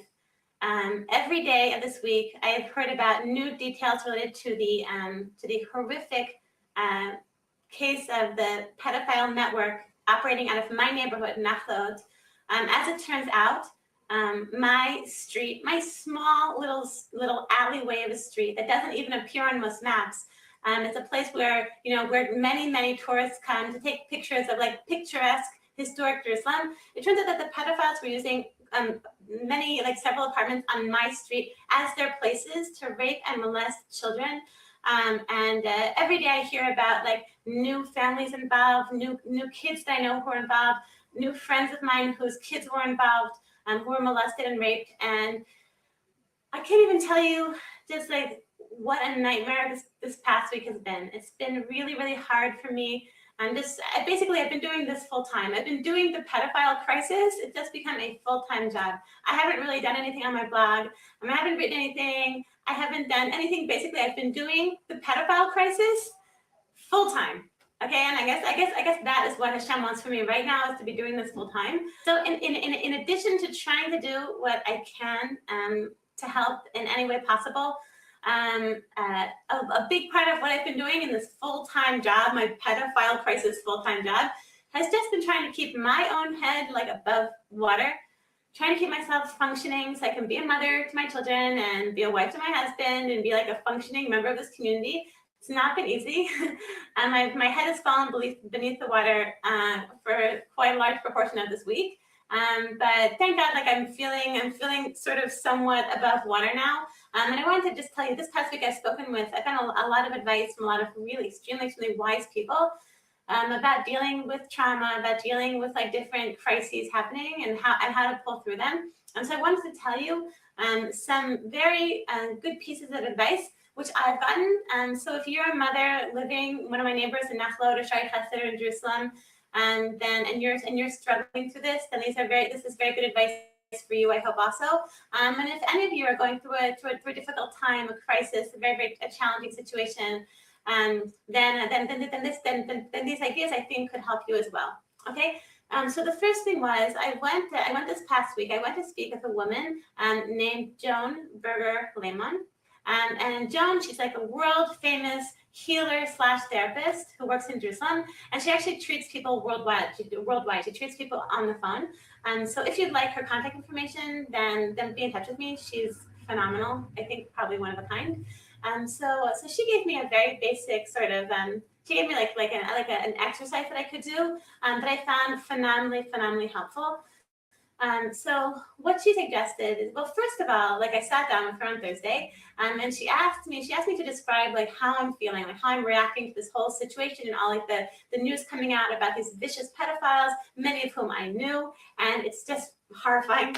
So she asked me like, so how are you acting? How are you reacting?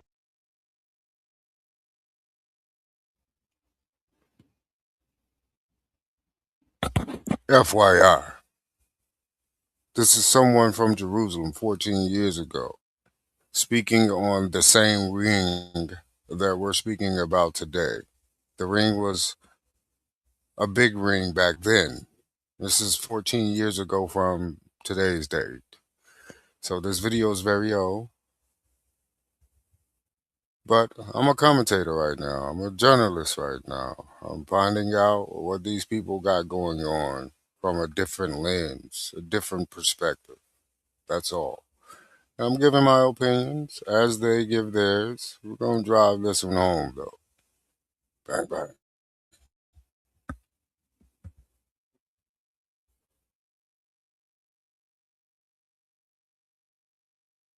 Reacting to this whole situation. So I told her, I explained to her that the way that I'm reacting is I'm just feeling a ton of anger, and I feel like what I do is I'm envisioning myself like murdering them. I'm imagining myself like murdering them, killing them with a gun, killing them again, killing them again, killing them again, like killing them 50 times. And that's how I'm feeling.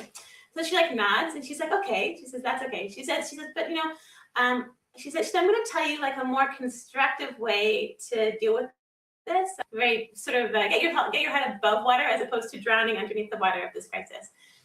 So she suggested, first of all, that what I need to do, I'm just going to give you like a bare bones sort of explanation. It's a bit more, it's quite a bit more complicated than this. But I'm going to tell you like the bare bones approach of what I did that I found extremely helpful. So the first thing she said is to have like an image to represent what you're like what you're feeling, or like this experience and what you're feeling. So for example, like a very angry person might envision like they are a volcano like erupting or something like that. So what I envisioned is I envisioned that I am a mother bear. I'm a mother bear, and I'm walking around the forest, and I'm seeing all these little baby cubs, and the baby cubs have been, are caught in the traps of hunters, and somehow they got out of the traps. But they're still injured and they're limping and they're suffering. And I'm just this mother bear, and I'm just walking around the forest, and I'm just letting out this mournful, screaming cry of a mother bear seeing the bear cubs, all these bear cubs of all of the other mother bears, and seeing all these bear cubs suffering, and just feeling so powerless and so scared, and so flipping out, angry, and just like not knowing what to do with all of it. So I thought of this. I sort of came up with this image on Shabbat, on Friday night, and it was so profoundly upsetting to me that I had to leave the table on Friday night. I was sitting with my family, and I just like went upstairs and just went to sleep. I just couldn't. It was profoundly upsetting to me because I guess it's a very, very true image of just how I was feeling. So what Joan suggests is that so this first image is what she calls the a gartel, like chassim, or a gartel to divide between the lower part of their bodies and sort of the more like the upper part of their bodies, more animalistic part of our bodies, and the more divine centered parts of our bodies. Fight or flight. Like either you're like terrified, you're gonna kill them, like I was murdering all the time, or whatever. It's like this image of like you're the animal, or like this image of me as a mother bear being terribly afraid and powerless and whatever. So she says that's the first image. And what you want to do is you want to have what she calls a chavruta with your soul. You want to have a chavruta with your soul to edit and transform and what she calls recycle this image into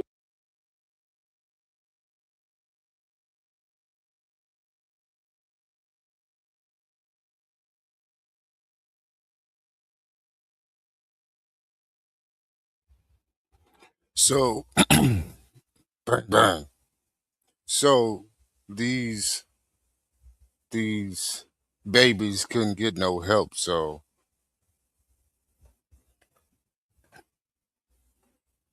they tell them to call the hotline. You can't come in person. I want you to not be so negative about your thoughts after you went through that trauma. I want you to think about something different. Since you know these people can't really get in trouble, you ain't got to sweep it under the rug, but anytime you think about it, you got to have some thoughts to comfort you. So now you have to have comforting thoughts for what tragically happened to you redundantly. So you're being retrained again, to me, in my mind, by a trainer to train you to retrain yourself again. So again, they started I guess a come together meeting to stop what was going on in religion land. So this just happened like 14 years ago. This is when this video came out. So I got this video mixed up with the first one. But she goes on to say other traumas. She talks about the trauma and how she's dealing with it. So when she's saying crisis, that's what they use over there when they went through something and they're trying to live and get over, and just because this is the way of life over here. It's in the book the guy was reading from. So you're gonna have to learn to deal with it. Now that you're an adult, you knew as a chillin' that this was supposed to happen as part of the word. So are you a believer or are you not? Because I told you my office hours are from what?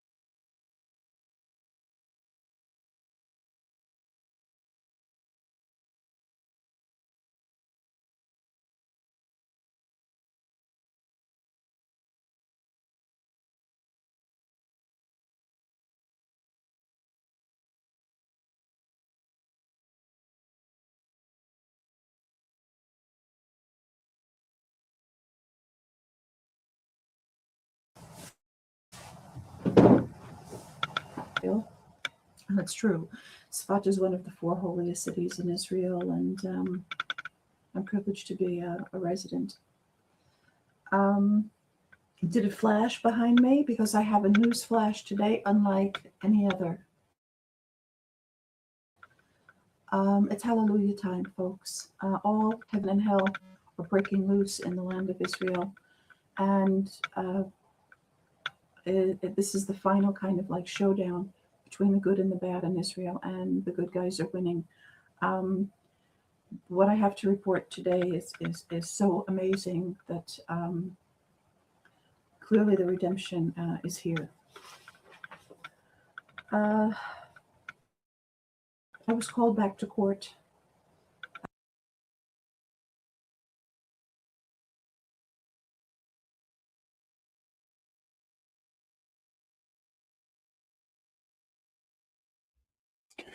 So this video here is from 9 years ago. So the last video was from 14 years ago. The video prior to that was from this month. So the first video where the girl says that your boy Yakub is still alive, he was extradited. Cause where do they protect him at? Religion land. So she's saying, hey, that boy's still alive. I ain't even know y'all thought he was unalive. That boy over here kicking up dust. What you mean? Yeah. We saw him yesterday. So you mean to tell me that ain't AI? Him walking around out there, that ain't AI? No, that ain't fucking AI. Okay. Then her ass go MIA. Recently, she went MIA due to self choking with both hands.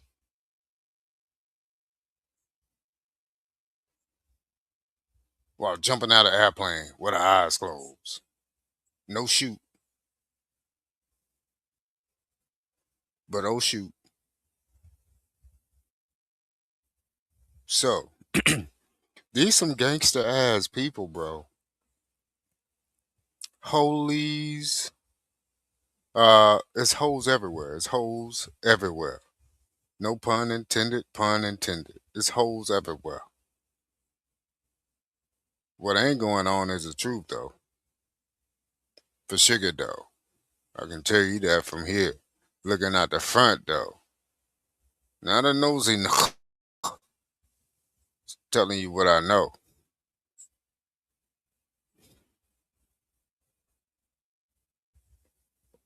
That these are all my opinions. And the videos are playing. These are all these people's opinions. All right, let's get back to it. So, the lady up next, 9 years ago, this video came out. She just wants to say what's going on out there in the holiest of holy lands. So let's just hear what she has to say 9 years ago about what's going on out there. Mind you, the last video, 14 years ago. So this lady's 9 years ago. So it was going on 14 years ago in abundance. That's when they first got their mouth to speak and say, hey, that tea's enough. Now, let's just see if this lady went through it, because she looks much older than the last lady. So if she was a child going through it, that means that we can backdate this to a certain time where this is part of their, but hold up, though. This ain't even bad to them. Again, we just heard the guy read this at church. I know it ain't called church, but he just read the Bible at church, and it said that age for age, and what you're supposed to do at that age. I ain't never seen a Bible like that. They were telling the age like that back in Bible days. So they had the word 3, and they knew how to count 3 back then. Boy, they done changed up this calendar 13 times. So 3 was 3 then, and they had the word 3. I'm gonna need to see that. And show me how that would count. Cause I'm just saying, y'all want us to prove everything. Prove that it's not belief that's carrying this motherfucker through the air and this whiskey, through everything.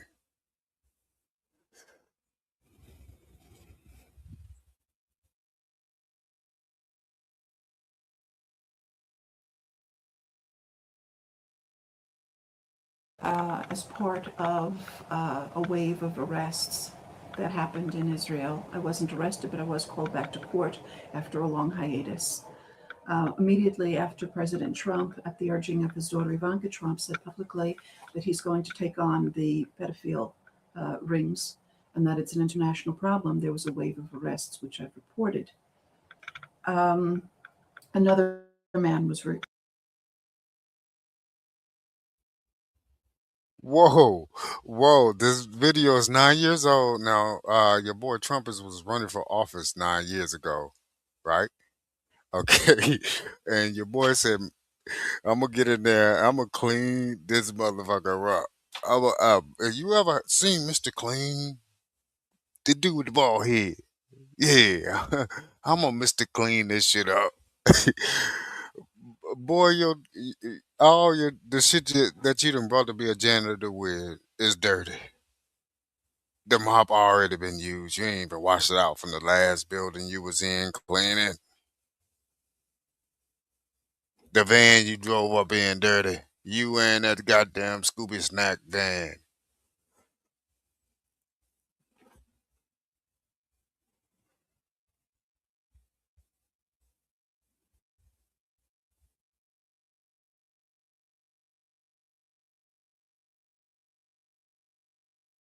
was arrested by a SWAT team. He came into his house. He's a really sweet guy who's, like many fathers in Israel, alienated from his children by the which I've reported. Another man was arrested by a SWAT team. He came into his house. He's a really sweet guy who's, like many fathers in Israel, alienated from his children by the family courts. This is standard operating procedure here. Good fathers are taken away from their kids and not allowed visiting rights or minimal visiting rights. Some fathers haven't seen their children for years. He's one of them. He was arrested.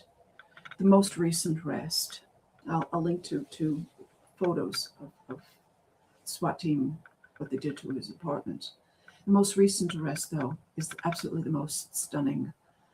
A man by the name of Barak Lazer was arrested. He has been accused of leaking documents which would be helpful to the parents who have been arrested who are fighting child trafficking in Israel. These parents have been accused of a suspected blackmailing, threatening, violation of privacy, computer crime, disturbing public servants, and sexual harassment, which is probably something like, writing to a social worker on the internet, go fuck yourself, or, something awful like that. They are being called network terrorists. That term is actually being thrown around, and the court system is trying to apply it to them. Well, this Barak Lazer leaked documents that are favorable to these parents who have been arrested, to the activists who've been arrested, and are not favorable to the social services and evidently the court system. Why is this of special importance? Because Barak Lazer, LLD, is no less than the counsel to the judicial system in Israel. He is the judicial system's lawyer who works in the management of the court system office. He's one of the most highly placed people in the court management system. And he has now been arrested, interrogated, and placed on house arrest for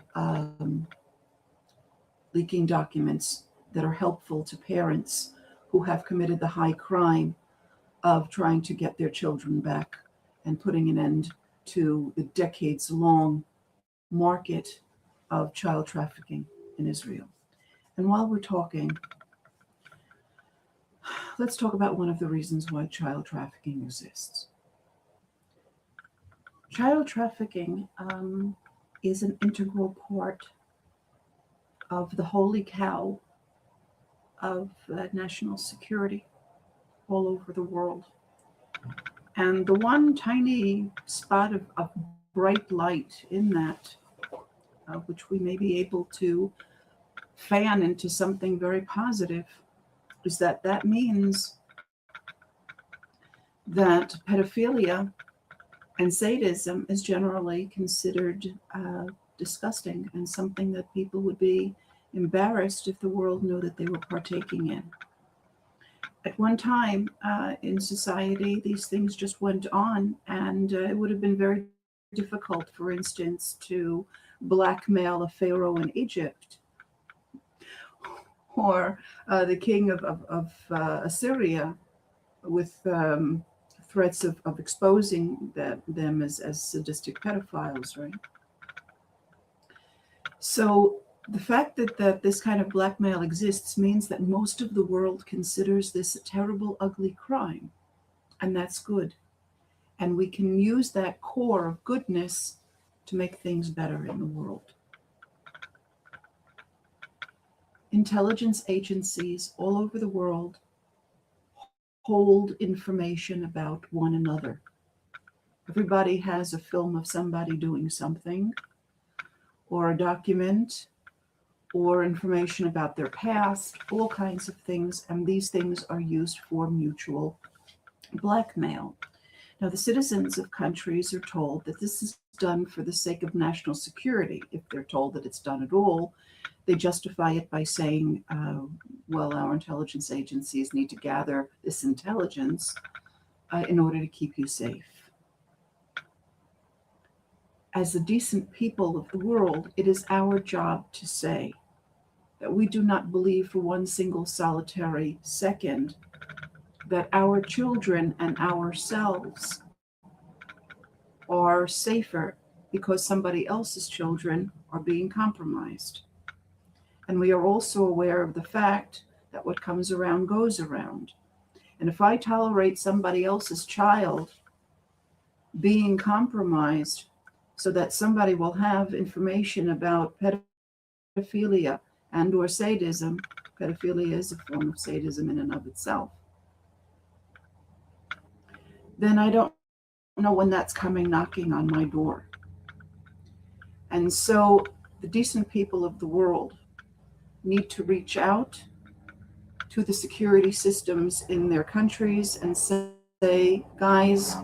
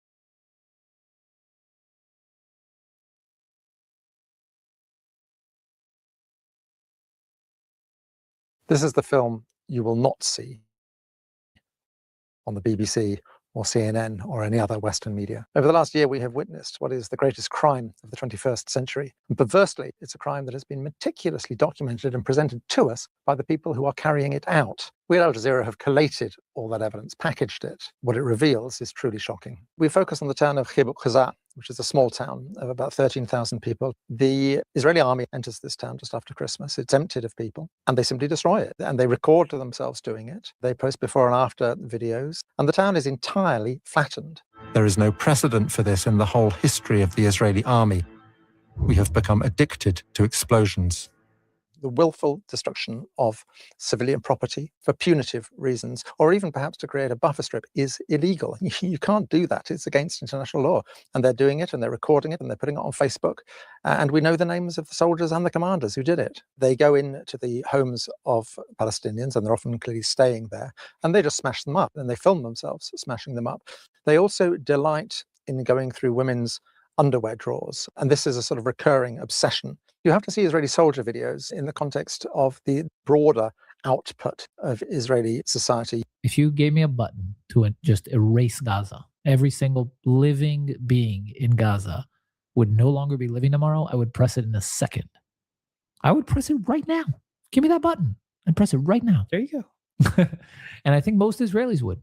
There's an Israeli song called This Was My Home. And what they would do is dress up as caricatures of obviously what they perceive Palestinians to be, being sung mockingly to people who no longer have homes. We're not looking at some sort of obscure subculture within Israeli society. This is mainstream Israeli society. When people tell you who they are, believe them. It's an entire nation out there that is responsible. And we will fight until we break their backbone. 972 magazine carried a story about how the Israelis were using AI, artificial intelligence, for targeting. Essentially, they had a problem. They wanted a rate of strikes in the Gaza Strip, which human computation couldn't keep up with. They needed to use AI to identify these targets. They're using people's phones and their social media, any information at all they can scrape about them, and then they track them through their phones. So who are they talking to on their phone? Who are they simply near as they're carrying their phones around? And they have a little league table. And if you accumulate enough points, you can be killed. The terrifying thing is, how do you kill them? Where do you kill them? And they reach the calculation that it's much easier to kill people when they're at home, which is where the second bit of software kicks in, which is called Where's Daddy? The naming is indicative of a fairly dark sense of humor. They track you. Once Daddy is home, they can kill you. And of course, along with anyone else who is in the house as well. It's astonishing what Israeli soldiers do put on film, but that raises the question of what they don't put on film. You very rarely see them actually fighting. Every now and then you'll see them all firing their guns, but usually pretty clear there's no incoming. On the other hand, what you see a great deal of is them dressing up in women's underwear. Has Israel managed to destroy Hamas? I would point to a really simple, common sense thing. Israeli soldiers have posted thousands of videos online. The IDF, the Israeli army, repeatedly posts videos online. Scour those videos for the bodies of dead fighters. And there's remarkably few. I remember 20 years ago in Afghanistan when the Taliban fell, before the age of social media, and I remember making films about that, footage with piles of corpses. It's extraordinary how few dead Hamas fighters we are seeing. Another extraordinary facet of this conflict is the repeated attacks on hospitals. They have assaulted every single one of the 36 hospitals in the Gaza Strip. We have the films of Mohammed al-Halu, a remarkable young journalist who really chronicled the whole story of the Nasser hospital. The Israelis are very keen to drive people taking refuge in the hospital out, to force them further south. They send a messenger into the hospital to order the people there to leave, and they use a detainee. And they've made it quite clear to him, they know who his mother is, where she is, and that she will be killed if he does not return. So he does return. They send him back because the people still aren't leaving. People aren't leaving because they don't trust the Israelis. One of the few people who does leave is his mother. She follows him out with a small group of other people, and he's killed in front of her eyes, having used him as a messenger, as a human shield, effectively. They simply shoot him. They shoot him 3 times in front of her eyes and kill him. What is extraordinary about so many of the soldiers' videos is the sense of impunity they have. One particular video is the 202nd paratroopers. When they left Gaza, individuals within that unit put together a video. It's like a commemorative video, and it's edited and it's set to music and so on. It's been up on YouTube now for 6 months. It includes 3 men, separate incidents, men who are shot by snipers. They are putting up the killing of people who are clearly unarmed. And for soldiers to post this in their own names shows a sense that they simply don't have to account for their actions at all. Deaths by snipers are very common in the Gaza Strip, and it's not just adult men. There's a particular shot of a child, a young boy, who was shot at the gates of the Nasser hospital. It's then too dangerous to collect the body. If you're a sniper, you know who you're shooting. You've got very good sights and you know perfectly well what you're looking at. Mohammed al-Helu, he is almost killed numerous times. One of the occasions is he's shot. He's wearing a flak jacket. They've actually managed to hit the thing that says press. One of the dreadful things about working as a journalist and as a human rights worker during this conflict, not only do you not have sort of immunity, as it were, you are positively a target. As Western journalists, you know, we sometimes work in very hairy situations and we face danger and so on. What we don't generally wrestle with is the perpetual fear that they're going to murder our children. And in fact, on a number of occasions, they have murdered the families of Al Jazeera journalists. It's shameful that the international journalistic community has not stood up more, not just for Al Jazeera, but for all those other journalists who have been killed in the Gaza Strip.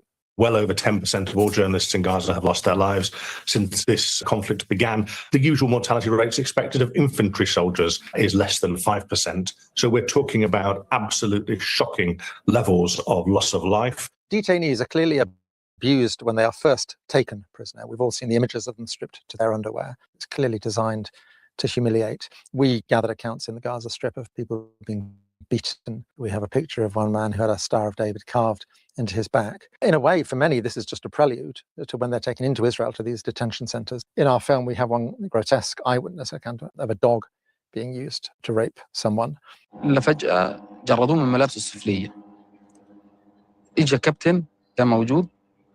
إجا زي وضع مادة حاجة يعني على مؤخرة الشاب. وأطلقوا كان في كلب موجود أطلقوا عليه الكلب. الكلب هذا يعني كيف أقول لك؟ مش مارس الجنس اغتصب الشاب. اغتصبوه في معنى الكلمة.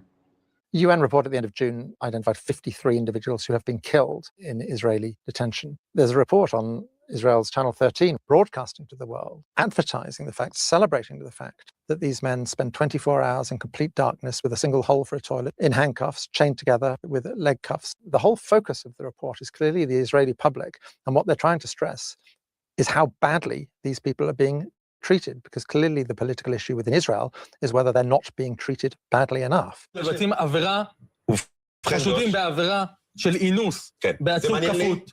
זה לא מעניין אותך? בגדול, עוד פעם, זה מעניין לי את האחוז מה עשו לאיש חמאס הזה. אני כל הזמן זוכר, קודם כל, הדבר היחיד שמבחינתי הוא בעיה פה, זה שזו לא איזושהי מדיניות מוסדרת של המדינה להתעלל בעצירים, כי בגדול, זה גם, קודם כל מגיע להם, וזה אחלה נקמה שאנחנו רוצים לתת להם, ודבר שני, אולי זה גם ישמש אותנו קצת יותר כהרתעה. No one can hide here. No one can pretend they didn't know what was happening, because the Israelis were shouting it in our faces. Human shields are an enormously important topic, and it's an absolute indictment of Western media, the way this is covered. The idea that Hamas, the Qassam brigades and so on, use the civilian population as human shields. There is no evidence that they are positively using them as human shields, in the sense that they're hiding behind them, not allowing them to leave or not telling them that they're there. A second point about that as well, what is there about Israeli behavior over the last year that would lead anyone for a moment to think that the presence of civilians would lead them to hold their fire? There's absolutely nothing to suggest that they would respect the fact that there are civilians in the way and therefore not shoot, which means that it would be utterly pointless for Hamas. I've looked at the Qassam Brigade's own combat videos, which are a stark contrast to the videos that the Israeli soldiers put online. There's over 300 of them, and they very often show successful attacks on tanks and other armored vehicles. These attacks all take place in desolate, abandoned.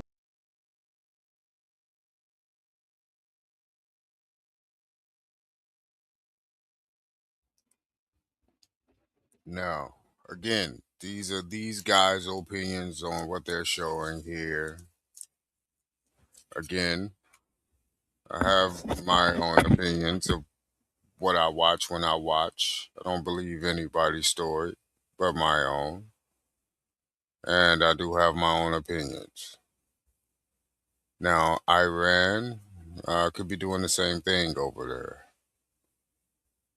I do not care. What I do care about is what we're doing and what we're paying our tax dollars to and who we're supporting in this fight. What are these people doing? And they're able to get away with a lot more. But being an Aboriginal here in America, the social construct is you're only black.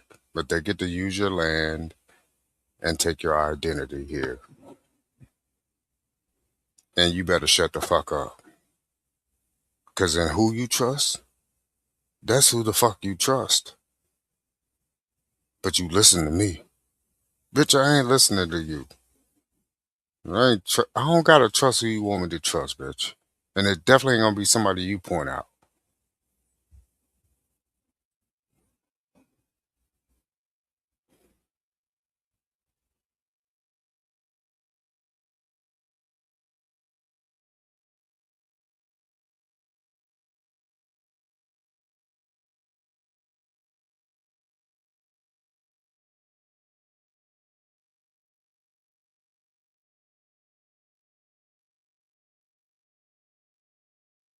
Allows accused and convicted American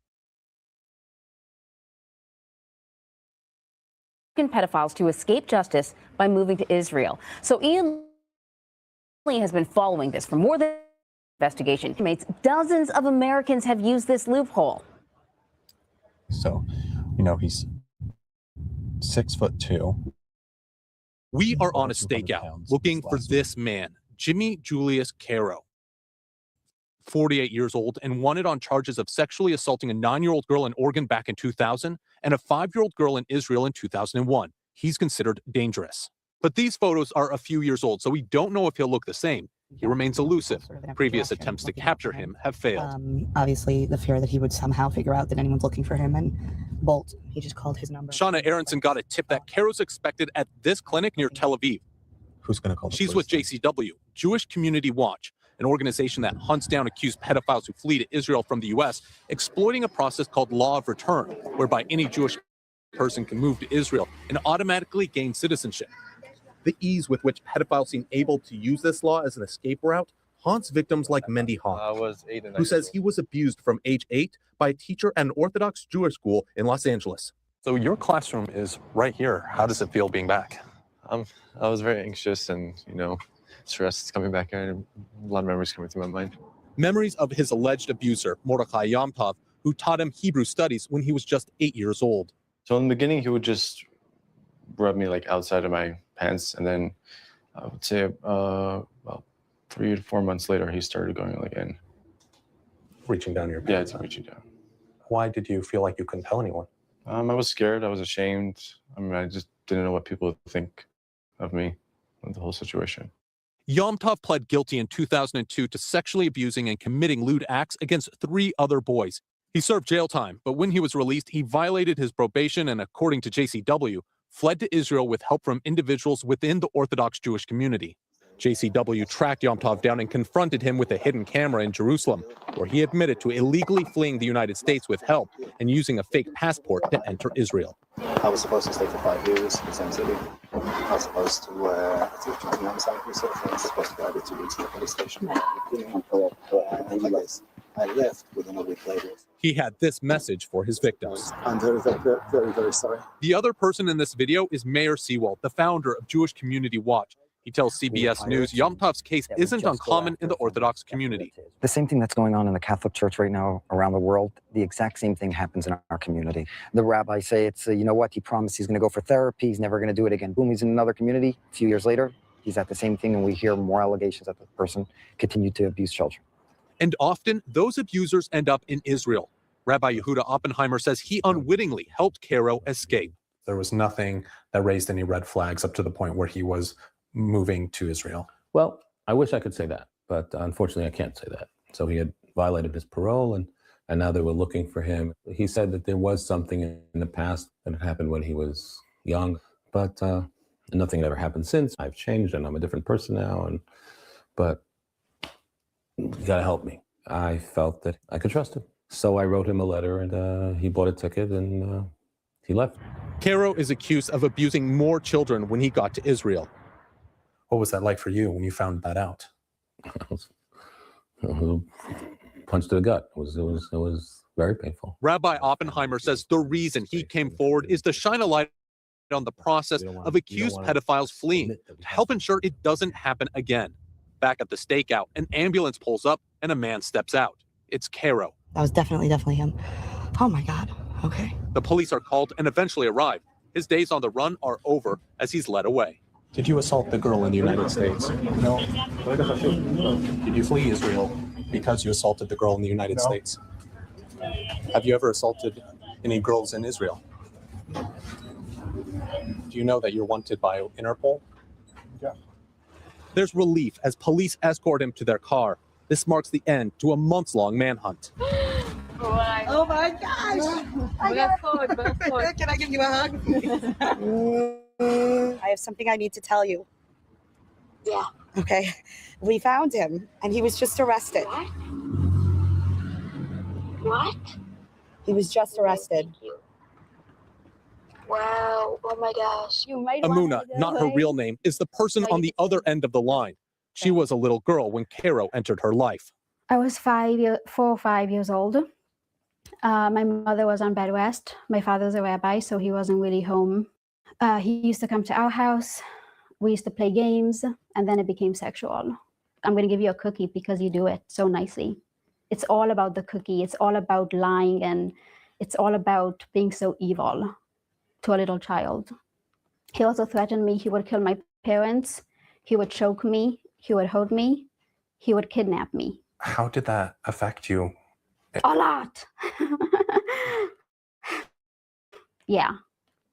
It affected my whole life. My whole life is around this sexual abuse and rape. Yeah. Amuna turned to therapy and art to help deal with the trauma. This is in my bedroom and my inspiration. She paints and writes poetry, but she's still angry that it was allowed to happen in the first place. What are your thoughts on him being able to come to Israel and flee the United States? It brings up a lot of anger and a lot of frustration towards the Israeli system. Shauna says the failure begins in the U.S. Why would someone want to help one of these pedophiles escape? Oftentimes, there's some sort of community incentive. Either somebody owes them a favor, or someone in the community, let's say an institution, has covered up for them in the past, and they know that if this goes to court, there's a lot of civil liability coming down the line. That's really, I don't have any better answer than that. And if you guys weren't doing it? Then I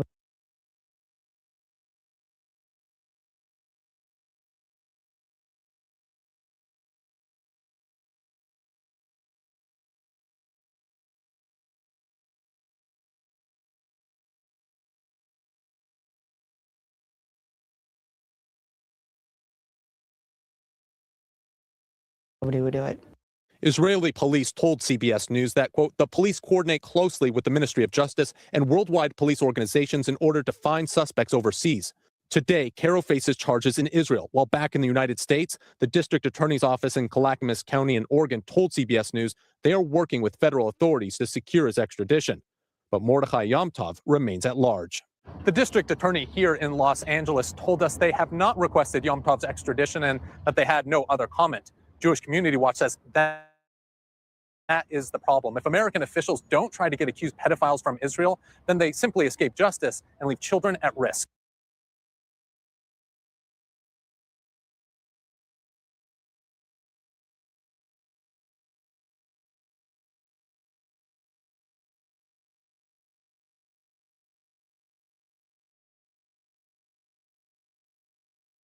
What is the origin of the term ghetto?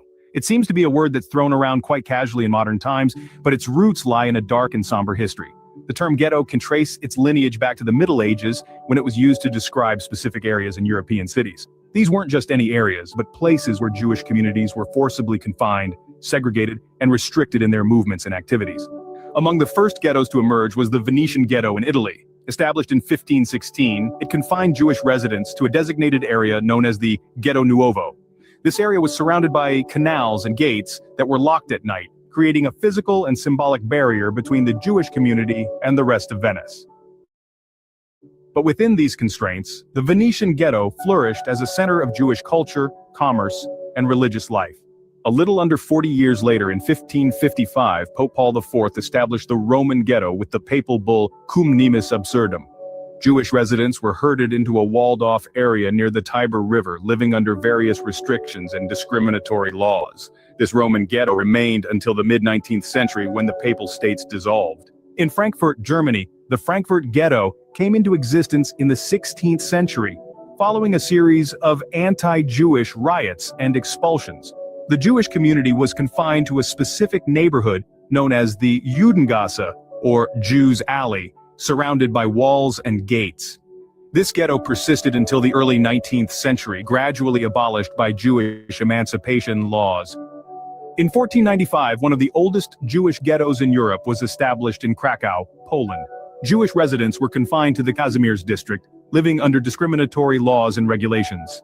The Krakow ghetto's size fluctuated over the centuries, responding to the political and social climate of the times. These early ghettos served as mechanisms of social control and segregation, reflecting widespread anti-Semitic attitudes and policies in European societies. They symbolize a dark chapter in history, marking the persecution and marginalization of Jewish populations in Europe. However, within these oppressive conditions, Jewish communities found ways to thrive. They developed vibrant cultural, religious, and economic life, demonstrating resilience in the face of adversity.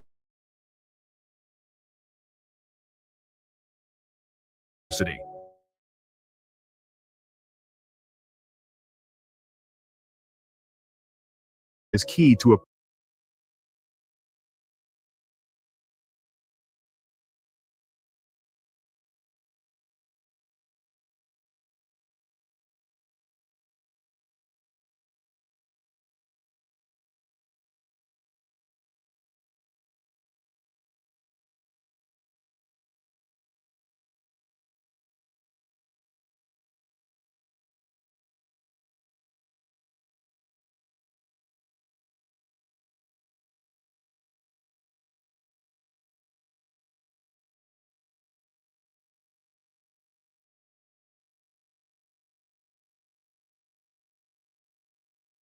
If you don't like that Israel is harboring pedophiles, that's not on me. That is on the state of Israel. Okay. Again, I am condemning the state of Israel for harboring American pedophiles and not extraditing them.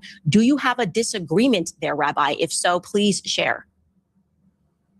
Thank you, Candace.